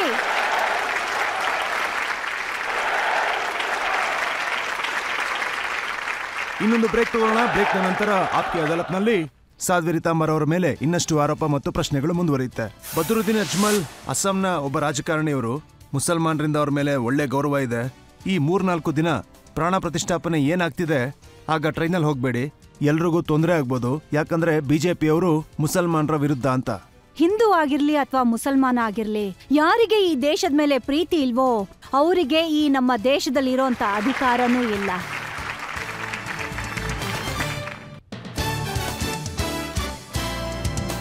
Welcome back. ಆಪ್ಕೆ ಅದಾಲತ್ನಲ್ಲಿ ಇವತ್ತು ನಮ್ಮ ಅತಿಥಿಯಾಗಿದ್ದಾರೆ ಸಾಧ್ವಿ ರಿತಾಂಬರ್ ಅವರು. ಆಪ್ಕೆ ಅದಾಲತ್ನಲ್ಲಿ ಮುಂದಿನ ಆರೋಪ. ಆಪ್ಕೆ ಅದಾಲತ್ನಲ್ಲಿ ಸಾಧ್ವಿ ರಿತಾಂಬರ್ ಅವರ ಬಗ್ಗೆ ಒಂದು ಆರೋಪವಿದೆ. ರಾಮ ಮಂದಿರದ ಹೆಸರಿನಲ್ಲಿ ಮುಸಲ್ಮಾನರವರನ್ನ ಹೆದರಿಸುತ್ತಿದ್ದಾರೆ ಅಂತ. ರಿತಾಂಬರ್ ಅವರೇ, ಬದ್ರುದ್ದೀನ್ ಅಜ್ಮಲ್ ಅಸ್ಸಾಂನ ಒಬ್ಬ ರಾಜಕಾರಣಿಯವರು. ಮುಸಲ್ಮಾನರಿಂದ ಅವ್ರ ಮೇಲೆ ಒಳ್ಳೆ ಗೌರವ ಇದೆ. ಅವರು ಮುಸಲ್ಮಾನರಿಗೆ ಹೇಳಿದ್ರು ಏನು ಅಂದ್ರೆ, ಈ 3-4 ದಿನ ಪ್ರಾಣ ಪ್ರತಿಷ್ಠಾಪನೆ ಏನಾಗ್ತಿದೆ, ಆಗ ಟ್ರೈನಲ್ಲಿ ಹೋಗ್ಬೇಡಿ, ಮನೆಯಿಂದ ಆಚೆ ಬರಬೇಡಿ, ಎಲ್ರಿಗೂ ತೊಂದರೆ ಆಗ್ಬೋದು. ಯಾಕಂದ್ರೆ ಬಿಜೆಪಿಯವರು ಮುಸಲ್ಮಾನರ ವಿರುದ್ಧ ಅಂತ. ನೋಡಿ ರಜತ್ ಅವ್ರೆ, ಅಯೋಧ್ಯೆ ವಿಷಯ ಬಂದಾಗ ಅಲ್ಲಿ ಎಷ್ಟೊಂದು ಮಸೀದಿಗಳಿದ್ವು, ಆದ್ರೆ ಅದನ್ನ ಯಾರೂ ಇಲ್ಲಿವರೆಗೆ ಮುಟ್ಟಿಲ್ಲ. ಇದು ಭಾರತ ಸಮಾಜ. ಶೌರ್ಯನ ಇಟ್ಕೊಂಡಿರ್ತಾರೆ, ಜೊತೆಗೆ ಧೈರ್ಯನೂ ಇರತ್ತೆ. ಈ ಥರ ವಿಷಯಗಳನ್ನ ಮಾತಾಡಿ ವಾತಾವರಣನ ಹಾಳು ಮಾಡೋದು ಸರಿ ಅಲ್ಲ. ಈಗಿರೋದು ಹಿಂದೂ ಮತ್ತೆ ಮುಸಲ್ಮಾನರ ವಿಷಯ. ರಜತ್ ಅವ್ರೆ, ನಾನು ಮುಂಚೆಯಿಂದನೂ ಹೇಳ್ಕೊಂಡೇ ಬಂದಿದ್ದೀನಿ, ಹಿಂದೂ ಆಗಿರ್ಲಿ ಅಥವಾ ಮುಸಲ್ಮಾನ ಆಗಿರ್ಲಿ, ಯಾರಿಗೆ ಈ ದೇಶದ ಮೇಲೆ ಪ್ರೀತಿ ಇಲ್ವೋ ಅವರಿಗೆ ಈ ನಮ್ಮ ದೇಶದಲ್ಲಿರೋಂಥ ಅಧಿಕಾರನೂ ಇಲ್ಲ. ನೋಡಿ, ಇದು ನಿಮ್ಮ ಭಾವನೆಯಾಗಿದೆ. ಆದ್ರೆ ನೋಡಿ, ದೇಶದಲ್ಲಿ ಎಷ್ಟೋ ಜನರಿದ್ದಾರೆ. ಅವ್ರು ಹೇಳ್ತಿರ್ತಾರೆ ಏನಂದ್ರೆ, ಅವ್ರು ಜೀವಂತವಾಗಿರೋವರೆಗೂ ಅವ್ರು ನೆನೆಸ್ಕೋತಾರೆ ಅಲ್ಲಿ ಬಾಬರಿ ಮಸೀದಿ ಇತ್ತು ಮತ್ತು ಆ ಮಸೀದಿ ನಾಶ ಆಯ್ತು ಅಂತ. ನಿಮಗ್ ಗೊತ್ತೇ ಇದೆ ರಜತ್ ಅವ್ರೆ, ವಿದ್ವಂಸಿಗಳ ಕತೆ ಹೇಗಿತ್ತು ಅನ್ನೋದು ಹೊಸದೇನಲ್ಲ. ಮತ್ತೆ ನಾವು ಸೃಜನರ ಹಾಡನ್ನ ಹಾಡ್ತೀವಿ. ಮತ್ತೆ ಯಾರು ಹೆದರ್ಕೋತಾ ಇದಾರೋ ಅವ್ರ ಪಾಪನೇ ಅವ್ರನ್ನ ಹೆದರ್ಸ್ತಾ ಇದೆ. ಇನ್ನು ಉಳ್ದಿರೋದು ನಮ್ಮ ಭಾರತದವರ ಸ್ವಭಾವ ಹಾಗಿಲ್ವೇ ಇಲ್ಲ. ನಾವ್ ಯಾರನ್ನೂ ಸಹ ಹೆದರ್ಸೋದಿಲ್ಲ, ಮತ್ತೆ ನಾವ್ ಯಾರಿಗೂ ಸಹ ಹೆದರ್ಕೊಳ್ಳೋದೂ ಇಲ್ಲ. ಇದು ನಮ್ಮ ಸ್ವಭಾವ. ಸೊ ನೀವು ಹೇಳೋದೇನೆಂದ್ರೆ, ರಾಮ ಮಂದಿರ ಆಗ್ತಾ ಇದೆ, ಭಗವಂತ ರಾಮನ ಪ್ರಾಣ ಪ್ರತಿಷ್ಠಾಪನೆ ಆಗುತ್ತೆ. ಅಂತ ಸಂದರ್ಭದಲ್ಲಿ ಏನಾಗುತ್ತೆ ಅದನ್ನ ನೋಡ್ತಿರುವಂತ ದೇಶದ ಮುಸಲ್ಮಾನ್ ಬಾಂಧವರು ಹೆದರ್ಕೊಳ್ಳೋ ಅವಶ್ಯಕತೆ ಇಲ್ಲ ಅಂತ. ಯಾರು ಹೆದರ್ಕೊಳ್ಳೋ ಅಂತ ಅವಶ್ಯಕತೆ ಇಲ್ಲ. ಯಾಕಂದ್ರೆ ಅವರು ಸಹ ಉತ್ಸವನ ಆಚರಿಸ್ಬೇಕು. ಯಾಕಂದ್ರೆ ಭಾರತದಲ್ಲಿರೋರು ಅವ್ರಿಗೂ ಕೂಡ ಹಕ್ಕಿದೆ. ರಜತ್ ಅವ್ರೆ, ಒಂದು ಫಿಲಂ ಬಂದಿತ್ತು ಗೊತ್ತಾ, ಅಮರ್ ಅಕ್ಬರ್ ಆಂಟೋನಿ. ಅವ್ರು ಎಲ್ರ ತಂದೆ ಒಬ್ನೇ ಆಗಿದ್ದ, ಅದೇ ಕೃಷ್ಣ. ಮತ್ತೆ ಇಲ್ಲಿ ನಮ್ಮ ಗುರಿ ಭಾರತಕ್ಕೇನಂದ್ರೆ, ನಮ್ಮ ಹಿರಿಯರಿದ್ರು, ಪೂರ್ವಜರಿದ್ರು, ನಮ್ಮ ಪೂಜೆ ಪದ್ಧತಿಗಳು ಬೇರೆ ಬೇರೆ ಇರಬಹುದು, ಆದ್ರೆ ನಮ್ಮ ಉದ್ದೇಶ ಬೇರೆ ಬೇರೆ ಆಗೋಕ್ ಸಾಧ್ಯ ಇಲ್ಲ. ಈ ವಿಚಾರನ ಸ್ಮರಣೆನಲ್ಲಿ ಇಟ್ಕೋಬೇಕಾಗತ್ತೆ. ಮತ್ತೆ ಸ್ವಲ್ಪ ಜನಗಳನ್ನ ಬಿಟ್ಬಿಡಿ, ಪ್ರತಿಯೊಬ್ರು ಬರ್ತಾ ಇದ್ದಾರೆ ನಮ್ಮ ಅಯೋಧ್ಯೆಗೆ, ಅದು ನೆನ್ಪಲ್ಲಿರ್ಲಿ. ಆ ವಿಚಾರಕ್ಕೆ ನನ್ಗೆ ಸತ್ಯವಾಗ್ಲೂ ಖುಷಿ ಇದೆ. ಸರಿ, ನಿಮ್ಮ ಮಾತನ್ನ ನಾವು ಕೇಳ್ತೀವಿ, ಆದ್ರೆ ಅದರ ಪರಿಣಾಮ ಏನು ಅಂತ ಹೇಳ್ಬಿಡ್ತೀನಿ. ಅವರು ಮುಸ್ಲಿಂ ಬಾಂಧವರ ಹತ್ರ ಹೇಳ್ತಾ ಇದ್ದಿದ್ದೇನು ಅಂದ್ರೆ, ಎಲ್ರೂ ಅಲರ್ಟ್ ಆಗಿರ್ಬೇಕು, ನಾವು ನಮ್ಮ ಮಸೀದಿಗಳನ್ನ ಕಾಪಾಡ್ಕೋಬೇಕು. ಯಾಕಂದ್ರೆ ಈಗ ರಾಮ ಮಂದಿರ ಆಗೋಗಿದೆ, ಇನ್ ಮುಂದೆ ಏನೇನಾಗುತ್ತೋ ಗೊತ್ತಿಲ್ಲ ಅಂತ. ಅದನ್ನ ನಾವು ಮುಂಚೆಯಿಂದನೇ ಕೇಳ್ತಾ ಇದೀವಿ ರಜತ್ ಅವ್ರೆ. ಮತ್ತೆ ಅಲ್ಲಿ ಯಾವುದೇ ವ್ಯಕ್ತಿ ಸಾಕ್ಷಿ ಹೇಳೋ ಅಗತ್ಯ ಇಲ್ಲ, ಕಲ್ಗಳೇ ಸಾಕ್ಷಿ ಕೊಡ್ತಾ ಇದಾವೆ. ತಮ್ಮ ಕಥನ ಸ್ವತಃ ಅವೇ ಹೇಳ್ತಾ ಇದಾವೆ. ಈ ಸತ್ಯನ ಒಪ್ಕೊಂಡ್ರೆ ಸಮಾಜ ಮತ್ತೆ ನಿಸ್ವಾರ್ಥದಿಂದ ಅದನ್ನ ಹಿಂದೂ ಸಮಾಜಕ್ಕೆ ವಾಪಸ್ ಕೊಟ್ರೆ ಆಗ ನಾವು ಧರಣಿ ಅನ್ನೋ ವಿಚಾರ ಮಾತೇ ಆಡೋದಿಲ್ಲ. ಆತರ ಆಗೋದಿಲ್ಲ ಅಲ್ವಾ? ಅದ್ರ ಬದ್ಲಾಗಿ ಸತ್ಯನ ಸುಳ್ಳು ಅಂತ ಹೇಳೋದಕ್ಕೆ ಹೊರಟಿದ್ದಾರೆ ಅವರು. ಮತ್ತೆ ಹಿಂದೂ ಸಮಾಜದ ಧೈರ್ಯನ ನೋಡಿ ನೀವು. ಯೋಚ್ಸಿ ರಜತ್ ಅವ್ರೆ, ನಮ್ಮ ಕೃಷ್ಣ ಅವನ ಜನ್ಮಭೂಮಿ ಮತ್ತೆ ನಮ್ಮ ಬಾಬಾ ವಿಶ್ವನಾಥ್, ಈ 3 ಜಾಗನ ಕೇಳಿದ್ವಿ ನಾವು. ಜಾಸ್ತಿ ಏನು ಮಾತೇ ಆಡಿಲ್ಲ ನಾವು. ಆದ್ರೆ ಅದಕ್ಕೂ ಕೂಡ ನಾವು ಸಂಘರ್ಷ ಮಾಡ್ಬೇಕಾಯ್ತು. ಮತ್ತೆ ಕೋರ್ಟಿನ ಪೂರ್ತಿ ಪ್ರಕ್ರಿಯೆನ ದಾಟಿದ್ವಿ ನಾವು. ನಿಷ್ಪಕ್ಷವಾಗಿ ತೀರ್ಪು ಬಂದಾಗ ಆಗ ನಾವು ಅಲ್ಲಿ ಮಂದಿರ ಕಟ್ಟೋದಕ್ಕೆ ಮುಂದಾದ್ವಿ. ಆದೇಶ ಸಿಕ್ಕ ಮೇಲೆ ಇದು ನಮ್ಮ ಮೊದಲನೇ ಹೆಜ್ಜೆ ಅಷ್ಟೇ. ನೀವು ಕೆಲವೊಂದ್ಸಲ ಆದ್ರೂ ಆ ಥರ ಯೋಚಿಸಿ, ಇಷ್ಟು ಬಹುಸಂಖ್ಯಾ ಸಮಾಜದಲ್ಲಿ ಅವರ ಧೈರ್ಯದ ಬಗ್ಗೆ ಪ್ರಶಂಸೆ ಮಾಡಿ ಒಂದ್ಸಲ ಆದ್ರೂ ಯೋಚಿಸಿ ನೋಡಿ ರಜತ್ ಅವ್ರೆ. ಆ ವಿಚಾರಕ್ಕೆ ಯಾರನ್ನು ಕೆಣಕಿಲ್ಲ ನಮ್ಮ ಭಾರತೀಯರು. ರಾಮನ ಒಂದು ಚಿತ್ರ ಬರ್ದು ಆ ರಾಮನ ಅರ್ಚನೆ ಪೂಜೆಯನ್ನ ಮಾಡ್ತಾ ಇದ್ರು ನಮ್ಮ ಭಾರತೀಯರು. ಲಕ್ಷಾಂತರ ಸಂಖ್ಯೆಯಲ್ಲಿ ಅದೇ ಜಾಗಕ್ಕೆ ಹೋಗಿ ಪರಿಕ್ರಮ ಮಾಡ್ತಾ ಇದ್ರು. ನಾವ್ ಯಾವತ್ತೂ ಅನಧಿಕಾರಗಳನ್ನ ಅಲ್ಲಿ ಚಲಾಯಿಸಿಲ್ಲ ರಜತ್ ಅವ್ರೆ. ಇಡೀ ಪ್ರಪಂಚಕ್ ಗೊತ್ತಿದೆ ಹಿಂದೂ ಸಮಾಜದ ಸ್ವಭಾವ ಏನು ಅನ್ನೋದು. ಆದ್ರೆ ಅವರ ಸ್ವಭಾವನ, ನಿಸ್ವಾರ್ಥನ, ಕರುಣೆನ ಹೇಳಿ ಅಂತ ಅನ್ಕೊಳ್ಳೋದು ಅದು ತಪ್ಪು, ಅದು ಸರಿಯಲ್ಲ. ನಾವು ಋಷಿ ಮುನಿಗಳ ಮಿತ್ರರ ಹಿತ ಸಂಧಾನವನ್ನ ಮಾಡಿದೀವಿ. ಜೊತೆಗೆ ರಕ್ಷಣೆ ಮಾಡೋರ್ನ ರಕ್ಷಣೆ ಮಾಡೋದಕ್ಕೆ ನಾವು ಸಾಹಸದ ಪರಿಚಯವನ್ನ ಮಾಡ್ಕೊಟ್ಟಿದೀವಿ. ಆದ್ರೆ ಕರುಣೆ ಸದಾ ನಮ್ಮ ಹೃದಯದಲ್ಲಿತ್ತು. ನಮ್ಮ ಈ ಕರುಣೆನ ಹೇಳಿತನ ಅಂತ ಅಂದ್ಕೊಂಡ್ಬಿಟ್ರು, ಅದು ಸರಿ ಅಲ್ಲ. ಆದ್ರೆ ಇವತ್ತು ಹಿಂದೂ ಜಾಗೃತರಾಗಿದ್ದಾರೆ. ತಮ್ಮ ಅಧಿಕಾರಕ್ಕೋಸ್ಕರ, ತಮ್ಮ ಕರ್ತವ್ಯಕ್ಕೋಸ್ಕರ ನಾವು ಇಡೀ ಭಾರತದಲ್ಲಿ ಶಾಂತಿಯನ್ನ ಬಯಸ್ತೀವಿ. ಆ ಶಾಂತಿ ಸಿಗೋದ್ ಯಾವಾಗ ಅಂದ್ರೆ ನೀವು ನಮ್ಮ ಅಧಿಕಾರಕ್ಕೆ ಅಡ್ಡಿ ಆಗದೆ ಇದ್ದಾಗ. ನಾವಂತೂ ಜಾಸ್ತಿ ಏನು ಕೇಳೇ ಇಲ್ಲ ರಜತ್ ಅವ್ರೆ. ಪ್ರಸನ್ನತೆಗೋಸ್ಕರ, ದೃಷ್ಟೀಕರಣಕ್ಕೋಸ್ಕರ ನಾವು ನಮ್ಮ ಭಾರತದ ಹೆಗಲು ಕತ್ತರಿಸೋದನ್ನ ನೋಡಿದೀವಿ. ಈ ವಿಭಜನೆ ಇದೆಯಲ್ಲ, ಯಾಕದು? ಅದು ಯಾವ ಥರ ಸೇಡು? ಆ ಸೇಡನ್ನು ತೀರ್ಸ್ಕೊಳ್ಳಿ ಅಂತ ನಾವು ಅವಕಾಶ ಕೊಟ್ವಿ, ಅದರಿಂದ ಶಾಂತಿ ಸಿಗ್ಲಿ ಅಂತ. ಆದ್ರೆ ಸಹಿಸ್ಕೊಳ್ಳೋದಕ್ಕೂ ಒಂದು ಮಿತಿ ಇರತ್ತೆ. ಆ ಮಿತಿ ಇವಾಗ ಜಾಸ್ತಿ ಆಗೋಗಿದೆ. ನಿಮ್ ಪ್ರಕಾರ ಹಿಂದೂಗಳು ಜಾಗೃತರಾಗಿದ್ದಾರೆ? ಈಗ ಮಥುರಾಗೋಸ್ಕರ, ಕಾಶಿಗೋಸ್ಕರ ಆಂದೋಲನ ಆಗುತ್ತೆ ಅಂತ? ಇಲ್ಲ, ಅದ್ರ ಅಗತ್ಯನೇ ಇಲ್ಲ. ಆಂದೋಲನ ನಾವು ಅಯೋಧ್ಯೆಗೋಸ್ಕರ ಮಾಡ್ಬೇಕಾಗ್ ಬಂತು. ಯಾಕಂದ್ರೆ ರಜತ್ ಅವ್ರೆ, ಸಾಕ್ಷಿ ಭೂಮಿ ಒಳಗಡೆ ಮುಚ್ಚೋಗಿತ್ತು. ಆದ್ರೆ ಕಾಶಿನಲ್ಲಿ ಸಾಕ್ಷಾತ್ ನಂದಿ ಅಲ್ಲೇ ಕೊಂಬೊತ್ಕೊಂಡು ನಿಂತಿದ್ದಾನೆ. ನೀವು ದೊಡ್ಡ ಕಾರಿಡಾರ್ ಬೇಕಾದ್ರೆ ಮಾಡ್ಕೊಳ್ಳಿ, ಆದ್ರೆ ಭೋಲೆನಾಥ ಅಲ್ಲೇ ಇದ್ದಾನೆ. ಅವನು ಅಲ್ಲಿ ಸಾಕ್ಷಿ ಕೊಡ್ತಾನೆ. ಸೊ ನಿಮ್ ಗುರುಗಳು ಈಗ ಸರಿಯಾಗಿ ಹೇಳ್ತಿದ್ದಾರೆ, ರಿತಂಬರ ಅವರು ಈಗ ಶಾಂತರಾಗಿದ್ದಾರೆ ಅಂತ. ಓ, ಹಾಗಾದ್ರೆ ನೀವು ಕೇಳಿಸ್ಕೊಂಡ್ಬಿಟ್ರಾ? ನೀವ್ ಯಾವಾಗ ಕೇಳಿಸ್ಕೊಂಡ್ರಿ? ನಾನು ಅವ್ರ ಮಾತನ್ನ ಕೇಳಿದ್ದೀನಿ. ನೋಡಿ, ನಮ್ಮ ಉದ್ದೇಶ ಪೂರ್ತಿ ಆಗೋಗಿದೆ ರಜತ್ ಅವ್ರೆ. ಯಾವಾಗ್ಲೂ ಕೋಪದಲ್ಲೇ ಇರೋದಕ್ಕಾಗಲ್ಲ ಅಲ್ವಾ? ಯಾರಾದ್ರೂ ನಮ್ಗೆ ಚಾಲೆಂಜ್ ಮಾಡಿದ್ರೆ ಆಗ ನಾವ್ ಹೇಳಿ ಅಲ್ಲ ಅಂತ ತೋರಿಸ್ಕೋಬೇಕಾಗತ್ತೆ. ನಾವು ನಮ್ಮ ಅಧಿಕಾರಕ್ಕೋಸ್ಕರ ಹೋರಾಡಿದ್ವಿ, ಹಕ್ಕಗೋಸ್ಕರ ಹೋರಾಡಿದ್ವಿ. ಕೆಲವರು ಇನ್ನ ಶಿಖರ ಆಗಿಲ್ಲ ಅಂತ ಹೇಳಿದ್ರು. ನಾವ್ ಅವ್ರಿಗೆ ಹೇಳಿದ್ವಿ, ಎಷ್ಟೋ ತಪಸ್ವಿಗಳು ಮತ್ತೆ ನಮ್ಮ ಪೂರ್ವಿಕರ ತಪಸ್ಸು ಆ ಶಿಖರನೇ ಅಂತ ಹೇಳಿದೀನಿ ಈಗಾಗ್ಲೇ ನಾನು. ಅಷ್ಟೇ ಅಲ್ಲ, ಅವರ ಧೈರ್ಯ, ಅಲ್ಲಿ ಇಡೋಂತ ಕಳಸ ಮತ್ತೆ ಅಲ್ಲಿರೋಂತ ಗರ್ಭಗೃಹ ಎಷ್ಟೋ ವರ್ಷಗಳ ವ್ಯಾಕುಲ ಪ್ರತೀಕ್ಷೆ ಅದು. ನಾವ್ ಇದನ್ನೆಲ್ಲಾನು ದಾಟ್ಕೊಂಡು ಮುಂದೆ ಬಂದಿದೀವಿ. ನನ್ನ ಗುರುದೇವ ಹೇಳಿದ್ರು, ಋತಂಬರ ನೀನಿಂತ ಕೆಲ್ಸ ಮಾಡು ಅಂತ. ನಾನಂತ ಕೆಲ್ಸ ಮಾಡ್ಕೊಂಡು ಬಂದಿದ್ದೀನಿ. ಯಾರಾದ್ರೂ ಏನಾದ್ರು ಪ್ರಶ್ನೆ ಕೇಳೋದಿದ್ಯಾ? ಇವಾಗ ನೀವೇ ಸ್ವಲ್ಪ ಹೊತ್ತಿಂದ ಹೇಳಿದ್ರಿ, ಒಬ್ಬೊಬ್ರು ಹಿಂದೂನು 4 ಮಕ್ಳು ಹುಟ್ಟಿಸ್ಬೇಕು ಅಂತ. ಹತ್ತರಿ ಅಂದ್ರೆ ಈ ತರ ಹೇಳೋದು ಸರಿನೇನಾ? ಖಂಡಿತ ಸರಿಯಾಗಿದೆ. ಎಲ್ಲಿವರೆಗೂ ಸರಿಗಮ ಪದ ಅನ್ನೋ ಪದಗಳು ಸೇರೋದಿಲ್ವೋ, ಒಂದ್ ವೇಳೆ ನಮ್ಮ ದೇಶದಲ್ಲಿ ಹಿಂದೂ ಅಥವಾ ಅನ್ನೋ ಸಂಖ್ಯೆ ಕಮ್ಮಿ ಆಗ್ತಾ ಹೋದ್ರೆ ಆಗ ಏನಾಗತ್ತೆ? ಯಾವ ಭಾರತೀಯ 35 ವರ್ಷದೊಳಗಡೆ ಮದುವೆ ಆಗೋದಿಲ್ವೋ, 8-9 ವರ್ಷದ ಬಾಲಕನಿಗೆ ಜನ್ಮನೇ ಕೊಡೋದಿಲ್ಲ? ಆಗ ನಮ್ಮ ಪರಂಪರೆಯ ಹಕ್ಕು ಯಾರಿರ್ತಾರೆ? ನನ್ನ ಆ ಹೇಳಿಕೆನ ಅರ್ಧ ಮಾತ್ರ ಹೇಳಿದರೆ. ನಾನು ಮುಂಚೆ ಹೇಳಿದ್ದೆ ಜನಸಂಖ್ಯೆ ಮೇಲೆ ಕಾನೂನನ್ನ ತನ್ನಿ, ಒಂದ್ ವೇಳೆ ತರ್ಲಿಲ್ಲ ಅಂದ್ರೆ ಹಿಂದೂಗಳು ಕೂಡ 4 ಜನ ಮಕ್ಕಳಿಗೆ ಜನ್ಮ ಕೊಡ್ತಾರೆ ಅಂತ. ಈಗ ನೋಡಿ, ಈ ಮಾತು ಮುಸ್ಲಿಂ ವಿರೋಧಿ ಅವ್ರದ್ದು. ನಿಮ್ಗನ್ಸುತ್ತಾ ಮುಸ್ಲಿಮರಲ್ಲಿ ಮಕ್ಕಳು ಜಾಸ್ತಿ ಹುಡ್ತಾರೆ, ಸೊ ಹಿಂದೂಗಳಲ್ಲೂ ಹಾಗೆ ನಾವು ಜಾಸ್ತಿ ಮಾಡ್ಕೋಬೇಕು ಅಂತ? ನಿಶ್ಚಿತ ರೂಪದಲ್ಲಿ ಜನಸಂಖ್ಯೆಯ ಸಂತುಲನ ಆದ್ರೆ ಆಗ ಏನಾಗಿತ್ತು? ಕಾಶ್ಮೀರದಲ್ಲಿ ಎಷ್ಟು ಅವಮಾನಗಳನ್ನ ಸಹಿಸ್ಕೊಂಡು ಅಲ್ಲಿಂದ ಬರ್ಬೇಕಾಯ್ತು. ನಾವು ನಮ್ಮ ಮನೆಗಳನ್ನ, ನಮ್ಮ ವ್ಯಾಪಾರಗಳನ್ನ ಇವತ್ತು ಕೂಡ ಜನ ಎಲ್ಲೆಲ್ಲಿ ಅಲಿತಾ ಇದ್ದಾರೆ, ಎಲ್ಲೆಲ್ಲಿ ಜನಗಳು ನಿರಾಶ್ರಿತರಾಗಿ ಎಲ್ಲಿ ಅವರು ಆಶ್ರಯ ಪಡ್ಕೊಂಡ್ರೋ ಅಲ್ಲಿ ಹಾವಿನ ಗೂಡಲ್ ಬಚ್ಚಿಟ್ಕೊಂಡಿದ್ದಾರೆ ಅವರು. ಇದೆಲ್ಲ ಯಾಕಾಗಿದ್ದು? ಇದೇ ಕಾರಣಕ್ಕೆ ಆಗಿದ್ದು.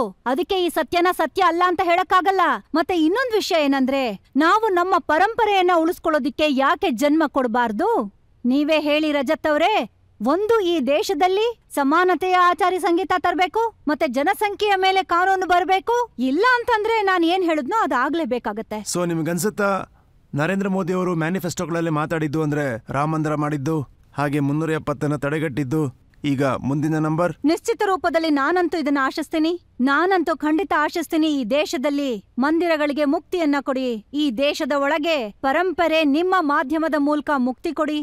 ಈ ರಾಷ್ಟ್ರದ ಒಳಗೆ ಯಾರು ಕೂಡ ಭಯದಿಂದ ಬದುಕಬಾರ್ದು. ಜಾತಿ ಧರ್ಮನ ನೋಡಿ ವ್ಯವಹಾರಗಳಾಗಬಾರ್ದು. ಎಲ್ಲರಲ್ಲೂ ಒಂದೇ ರೀತಿ ನಡ್ಕೋಬೇಕು. ಸಮಾನತೆ ಅನ್ನೋದು ಎಲ್ಲರಲ್ಲಿ ಮೂಡ್ಬೇಕು.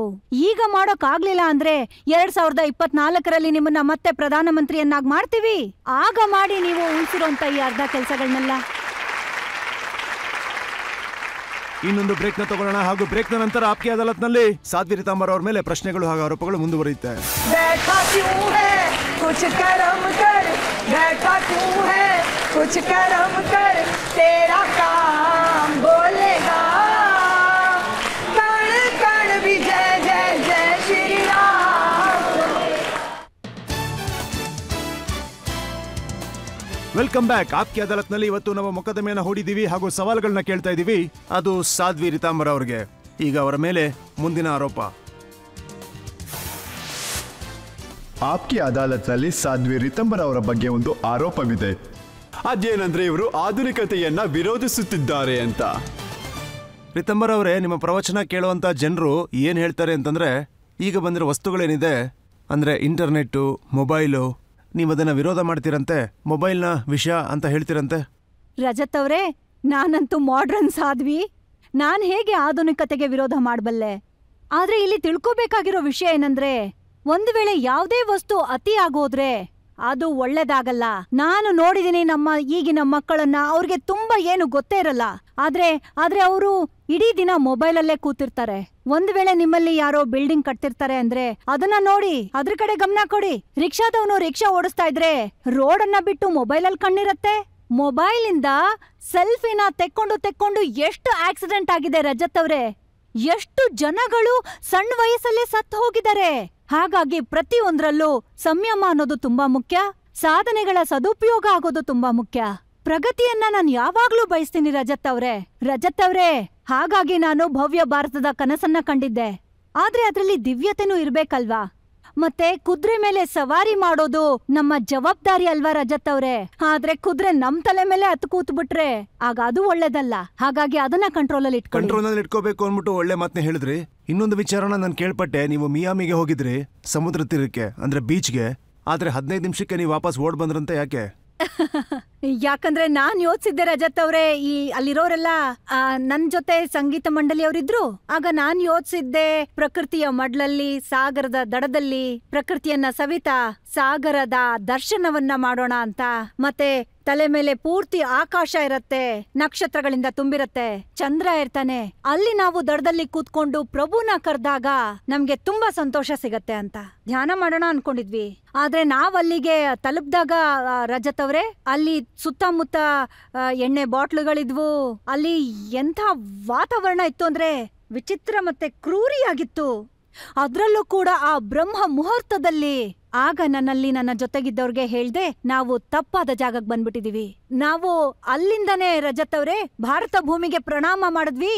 ಹೇ ಭಾರತ ಭೂಮಿ, ನಿನ್ನ ಸಾಗರದ ದಡದಲ್ಲಿ ಅಲ್ಲಿ ಸೋಮನಾಥನಿದ್ದಾನೆ, ಜಗನ್ನಾಥನಿದ್ದಾನೆ, ಕನ್ಯಾಕುಮಾರಿ ಇದ್ದಾಳೆ, ಬೆಟ್ಟಗಳ ತುದಿಯಲ್ಲಿ ನಮ್ಮ ಕೇದಾರ್ನಾಥನಿದ್ದಾನೆ, ಗಂಗೋತ್ರಿ ಇದ್ದಾಳೆ, ಯಮುನೋತ್ರಿ ಇದ್ದಾಳೆ.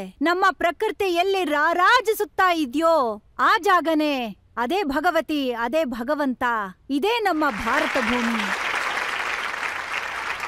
ನೋಡಿ, ಭಾರತ ಭೂಮಿಯಲ್ಲಿ ಆಧುನಿಕವಾಗಿ ಚಿಂತೆ ಮಾಡುವಂತ ವ್ಯಕ್ತಿಗಳು ಏನ್ ಹೇಳ್ತಾರೆ ಅಂತಂದ್ರೆ, ಇಲ್ಲಿ IIT ಮಾಡಬೇಕು ಅಂತ ಹೇಳ್ತಾರೆ, ಸ್ಕೂಲ್ಸ್ ಮಾಡಬೇಕು ಅಂತ ಹೇಳ್ತಾರೆ, ಕಾಲೇಜಸ್ ಮಾಡಬೇಕು ಅಂತ ಹೇಳ್ತಾರೆ. ಮಂದಿರ ಮಾಡೋದ್ರಿಂದ ಏನಾಗುತ್ತೆ ಅಂತ ಕೇಳ್ತಾರೆ. ಅದೇನು ಅಂತಂದ್ರೆ ರಜತ್ ಅವ್ರೆ, ಈ ಸ್ಕೂಲ್ಗಳಿದ್ಯಲ್ಲ ಅದು ರೊಟ್ಟಿ ಸಂಪಾದನೆಗೆ ಶಿಕ್ಷಣನ ಕೊಡುತ್ತೆ, ಮತ್ತೆ ದೇವಸ್ಥಾನ ವಿದ್ಯೆ ಕೊಡುತ್ತೆ ಬದುಕೋದಿಕ್ಕೆ. ಜೀವಂತವಾಗಿರೋದಕ್ಕೂ ಜೀವಿಸೋದಕ್ಕೂ ವ್ಯತ್ಯಾಸ ಇದೆ ರಜತ್ ಅವ್ರೆ. ಜೀವಂತವಾಗಿರೋದಕ್ಕೆ ನಾವು ಬಯಸ್ತೀವಿ ನಾವು, ಆದ್ರೆ ಸರಿಯಾದ ರೀತಿನಲ್ಲಿ ಬದುಕೋದಕ್ಕೂ ಕೂಡ ಆಸೆ ಪಡ್ತೀವಿ ನಾವು. ಮತ್ತೆ ನಿಮಗ್ ಗೊತ್ತಿದೆ ರಜತ್ ಅವ್ರೆ, ಇದು ಗುರು ಶಿಷ್ಯರ ಪರಂಪರೆಯ ದೇಶ. ಸ್ಯಾಲರಿಯ ನೋಟನ್ನ ಎಣ್ಸೋಂತ ಗುರು ಮತ್ತೆ ಶಿಷ್ಯರಿದರಲ್ಲ ಕಾಪಿ ಒಡ್ಕೊಂಡು ಪಾಸ್ ಆಗೋ ಅಂತ ಶಿಷ್ಯರು. ಇಂಥ ಭಾರತ ಯಾವತ್ತೂ ಇರ್ಲಿಲ್ಲ. ಹಾಗಾಗಿ ಚರಣಗಳಿಗೆ ತಲೆ ಬಾಗ್ಸೋದನ್ನ ಕಲಿಬೇಕು. ಮತ್ತೆ ನಿಮಗ್ ಗೊತ್ತೇ ಇದೆ ರಜತ್ ಅವ್ರೆ, ಕೊಡ ಯಾವಾಗ ತಲೆ ಬಾಗತ್ತೋ ನದಿ ನೀರು ಅದ್ರೊಳಗಡೆ ಆಗ್ಲೇ ತುಂಬಕ್ ಸಾಧ್ಯ. ನಾವು ದೇವರ ಪಾದಗಳಿಗೆ ಯಾವಾಗ ತಲೆ ತಗ್ಗಿಸ್ತೀವೋ ಆಗ ನಮ್ಮ ಪ್ರಜ್ಞೆ ಜಾಗೃತಗೊಳ್ಳತ್ತೆ, ಆಗ ಗ್ರಹಿಸುವಂತ ಸಾಮರ್ಥ್ಯ ನಮಗ್ ಬರತ್ತೆ. ಮತ್ತೆ ನಿಮಗ್ ಗೊತ್ತೇ ಇದೆ ರಜತ್ ಅವ್ರೆ, ಡಾಕ್ಟರ್ ಮಾತ್ರೆಗಳು ಮುಗ್ದೋಗತ್ತೋ ಆ ಮಾತ್ರೆಗಳ ಕೆಲ್ಸಕ್ ಬರೋದಿಲ್ವೋ ಆಗ ಅವರು ಹೇಳ್ತಾರೆ ಆ ಭಗವಂತನ ಪ್ರಾರ್ಥನೆ ಮಾಡ್ಕೊಳ್ಳಿ, ಅವನಿಂದನೇ ಆಗೋದಿದು ಅಂತ.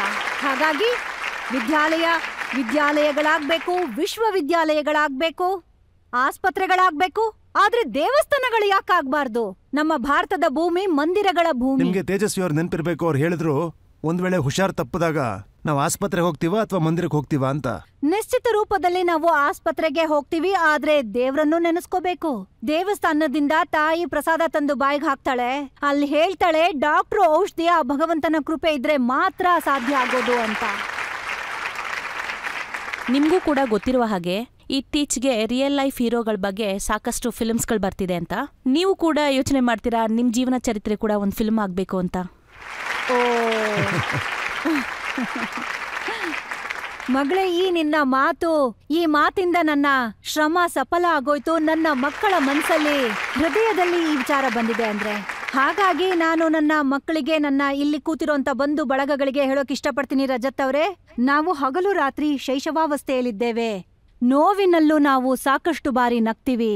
ನಾವು ಯೌವನದಲ್ಲಿ ಶೂರ್ಪನಕ್ಕಿಗಾಗ್ಲಿ ಊರ್ವಶಿಗಾಗ್ಲಿ ಸಿಕ್ಕಾಕೊಳ್ಳಿಲ್ಲ. ನಾವು ಗುರುವರ್ಯ ಆಚಾರ್ಯರ ಶಿಷ್ಯರು. ಹೊಸ ರಾಜ್ಯಕ್ಕೆ ಸಾಯ್ತೀವಿ. ಆ ನನ್ನ ಸ್ವಾಮಿಯ ಚರಣ ಪಾದುಕೆಗೆ 22 ವರ್ಷ ಕಳಿತೀವಿ. ಈ ಭಾವನೆಯಿಂದ ಭಾರತೀಯರು ಬದುಕಬೇಕು ಅಲ್ವಾ ರಜತ್ ಅವರೇ? ಇದೇ ಭಾವನೆಯಿಂದ ನೀವು ವಾತ್ಸಲ್ಯ ಗ್ರಾಮವನ್ನ ಮಾಡಿದ್ರಿ. ಇದೇ ಭಾವನೆಯಿಂದ ನೀವು ಮಕ್ಕಳಿಗೆ ಒಂದು ಹೊಸ ಜೀವನವನ್ನ ಕೊಟ್ರಿ. ಈ ಪುಣ್ಯದ ಕಾರ್ಯಗಳ ಬಗ್ಗೆ ಹೇಳೋದಕ್ಕೆ ಪದಗಳೇ ಸಿಗೋದಿಲ್ಲ. ಹೌದು ರಜತ್. ಈ ಐಡಿಯಾ ನಿಮ್ಗೆ ಹೇಗ್ ಬಂತು ಅಂತ? ರಜತ್ ಅವರೇ, ನಾನು ಯಾವಾಗ ರಾಮ್ ಜನ್ಮಭೂಮಿ ಆಂದೋಲನದಲ್ಲಿ ಎಲ್ಲಾ ಕಡೆ ಓಡಾಡ್ತಾ ಇದ್ನೋ ಆ ಸಮಯದಲ್ಲಿ ನಾನು ಯಾವ್ದಾದ್ರು ಅನಾಥಾಶ್ರಮ ಅಥವಾ ನಾರಿನಿಕೇತನದಲ್ಲಿ ಉಳ್ಕೋತಾ ಇದ್ದೆ.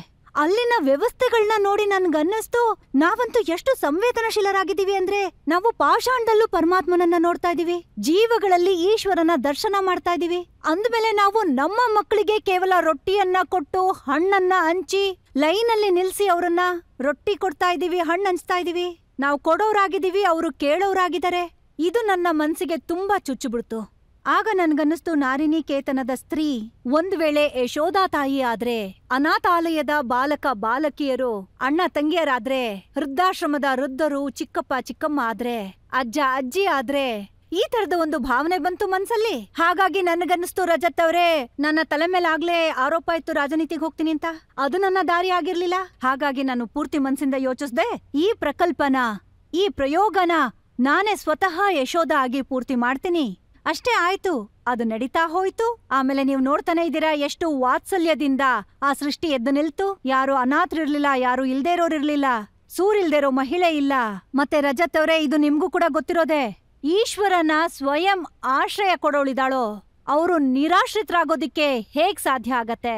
ಯಶೋದೆಯಾಗಿ ಗೌರವನ ಪಡ್ಕೋತಾರೆ. ಮಕ್ಕಳಿಗೆ ಲಾಲಿ ಹಾಡು ಸಿಕ್ತು, ತಾಯಿಗೆ ವಯಸ್ಸಾದಾಗ ಆಶ್ರಯ ಸಿಕ್ತು, ವಯಸ್ಸಾದಾಗ ಕೋಲ್ ಸಿಕ್ತು.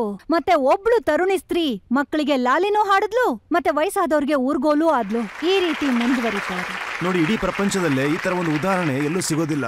ಯಾಕಂದ್ರೆ ನಾನ್ ಕೇಳ್ಪಟ್ಟೆ ನೀವು ಹುಡುಗಿಯರಿಗೆ ಮಾತ್ರ ಸೈನಿಕ ಸ್ಕೂಲ್ ಮಾಡ್ತಿದ್ದೀರಂತೆ, ಹೌದಾ? ಹಾ, ಅದು ಆಗೋಗಿದೆ.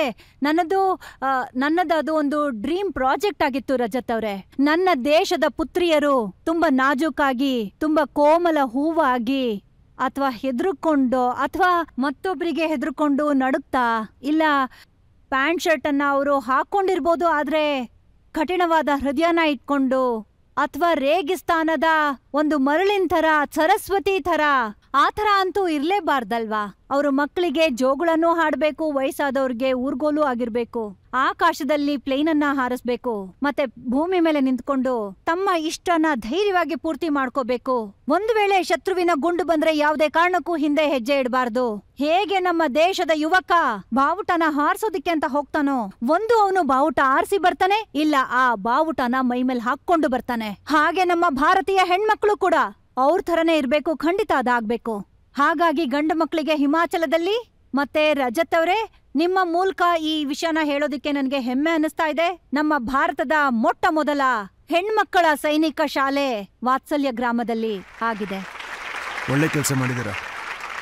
ಒಂದು ಕೊನೆ ಪ್ರಶ್ನೆನ ಕೇಳಲ್ವಾ? ನಮ್ಗೆಲ್ಲರಿಗೂ ಗೊತ್ತಿರೋ ಹಾಗೆ ನೀವು ರಾಮ ಮಂದಿರಕ್ಕಾಗಿ ಬಹಳ ಶ್ರಮ ಪಟ್ರಿ, ಪ್ರಾರ್ಥನೆ ಮಾಡಿದ್ರಿ, ಸಂಘರ್ಷ ಮಾಡಿದ್ರಿ. ಇದಕ್ಕಾಗಿ ನೀವು ಬಹಳಷ್ಟು ಯೋಗದಾನ ಕೂಡ ಮಾಡಿದ್ದೀರಾ. ನಾನೀಗ ನಿಮ್ಮನ್ನು ಕೇಳಕ್ ಹೊರಟಿರೋದೇನಂದ್ರೆ, ಮಥುರಾನಲ್ಲಿ ಶ್ರೀ ಕೃಷ್ಣನ ಮಂದಿರ ನಿರ್ಮಾಣ ಆಗ್ತಾ ಇದೆ. ಇದರಲ್ಲಿ ನಿಮ್ ಫ್ಯೂಚರ್ ಪ್ಲಾನ್ಸ್ ಏನಿರುತ್ತೆ? ನಾನ್ ಏನ್ ಯೋಚಿಸ್ತಿದ್ದೀನಿ ಅಂದ್ರೆ, 22 ಜನವರಿಗೆ ದೀಪಾವಳಿಗಿಂತ ದೊಡ್ಡ ಹಬ್ಬನೇ ಆಗತ್ತೆ.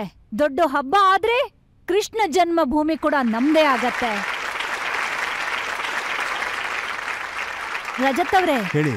ನನ್ನ ಒಬ್ಳು ಮಗಳು ಬಂದಿದ್ದಾಳೆ, ಅವಳು ಒಂದು ಇಲ್ಲಿ ಹಾಡ್ ಹಾಡ್ತಾಳೆ. ಹಾ, ಖಂಡಿತ ಖಂಡಿತ ಖಂಡಿತ. ಸಿಮ್ರನ್ ಎಲ್ಲಿದ್ಯಾ? तू कितनी अच्छी है, तू कितनी भोली है, प्यारी प्यारी है ओ माँ, ओ माँ।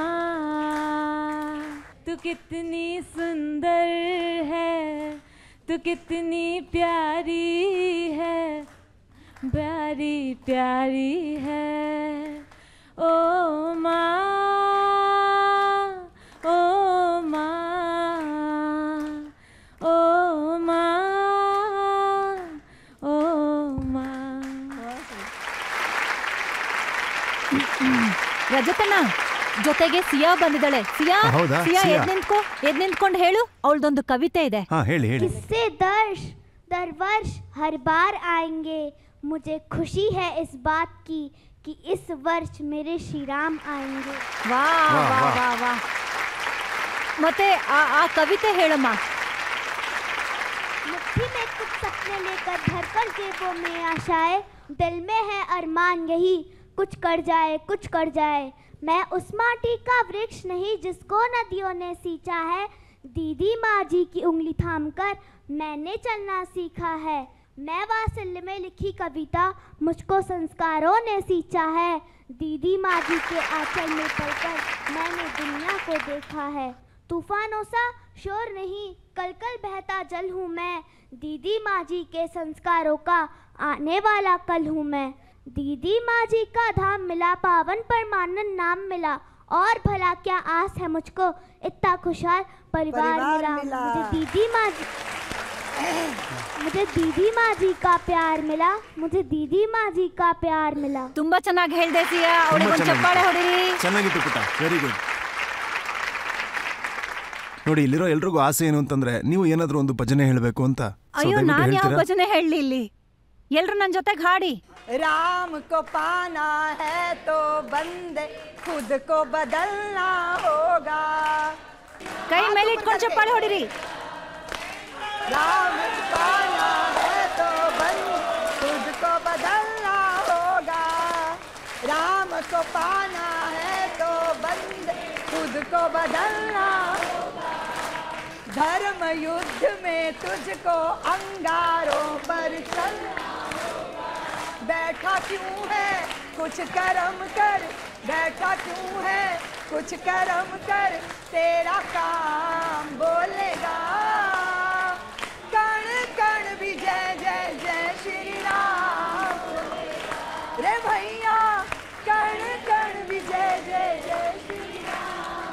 ಹೇಳಿ ಜೈ ಶ್ರೀರಾಮ್, जय श्री राम, जय श्री राम। भारत माता की, अखंड भारत की, आज के आनंद की। ओम नमः पार्वती पतये हर हर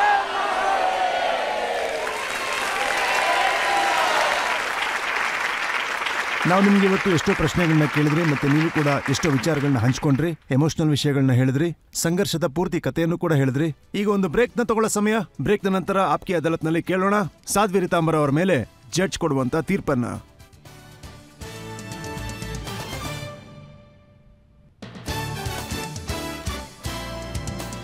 ವೆಲ್ಕಮ್ ಬ್ಯಾಕ್. ಆಪ್ಕಿ ಅದಾಲತ್ನಲ್ಲಿ ನಾವು ಇಂದು ಸಾಧ್ವಿ ರಿತಾಂಬರ ಅವರ ಮೇಲೆ ಮೊಕದ್ದಮೆಯನ್ನ ಹೂಡಿದ್ವಿ. ಅವರಿಂದ ತಿಳ್ಕೊಂಡ್ವಿ ರಾಮ ಜನ್ಮಭೂಮಿಯಲ್ಲಿ ಮಂದಿರವನ್ನ ಕಟ್ಟಬೇಕಾದ್ರೆ ಆದಂತ ಸಂಘರ್ಷಣೆಗಳ ವಿಚಾರವಾಗಿ, ಅವರ ಕಾರ್ಯಗಳ ಬಗ್ಗೆ ತಿಳ್ಕೊಂಡ್ವಿ, ಅವರ ಜೀವನದ ಬಗ್ಗೆ ತಿಳ್ಕೊಂಡ್ವಿ. ಈಗ ಸಮಯ ಆಪ್ಕಿ ಅದಾಲತ್ನಲ್ಲಿ ಇಂದಿನ ಜಡ್ಜ್ ಹೆಸರಾಂತ ಪತ್ರಕರ್ತರು ಸಂಬೀರ್ ಚೌಂಗಾಂಕರ್ ಅವರು ತೀರ್ಪನ್ನ ನೀಡ್ತಾರೆ. ನಿಮಗೊಂದು ವಿಷಯ ಹೇಳೋದಕ್ಕೆ ಇಷ್ಟಪಡ್ತೀನಿ. ಸ್ವಲ್ಪ ವರ್ಷಗಳ ಹಿಂದೆ ನೀವು ಒಂದು ಶಪಥ ಮಾಡಿದ್ರಿ ಅಂತ, ತನು ಮನ ಧನ ಪ್ರತಿಯೊಂದು ಕೂಡ ರಾಮಭೂಮಿಗೆ ಮುಡಿಪಾಗಿಟ್ಟಿದ್ರಿ ಅಂತ. ಆ ಒಂದು ಸಂಕಲ್ಪ ನಿಮಗೆ ಸಂಘರ್ಷ ಮಾಡೋದಕ್ಕೆ ಒಂದು ಶಕ್ತಿಯನ್ನ ಕೊಟ್ಟಿದೆ. ಈ ಒಂದು ಕಾರ್ಯಕ್ರಮದಲ್ಲಿ ನಿಮ್ಮ ಜೀವನದ ಬಗ್ಗೆ ನಾವ್ ಯಾಕೆ ಚರ್ಚೆ ಮಾಡ್ತಾ ಇದೀವಿ ಅಂದ್ರೆ, ನೀವು ನಿಮ್ಮ ರಾಷ್ಟ್ರ ಧರ್ಮವನ್ನ ಪಾಲನೆ ಮಾಡಿದ್ದೀರಾ. ನೀವು ಪ್ರತಿಯೊಂದು ಪ್ರಶ್ನೆಗಳಿಗೆ, ಆರೋಪಗಳಿಗೆ ಉತ್ತರ ನೀಡಿದ್ದೀರಾ.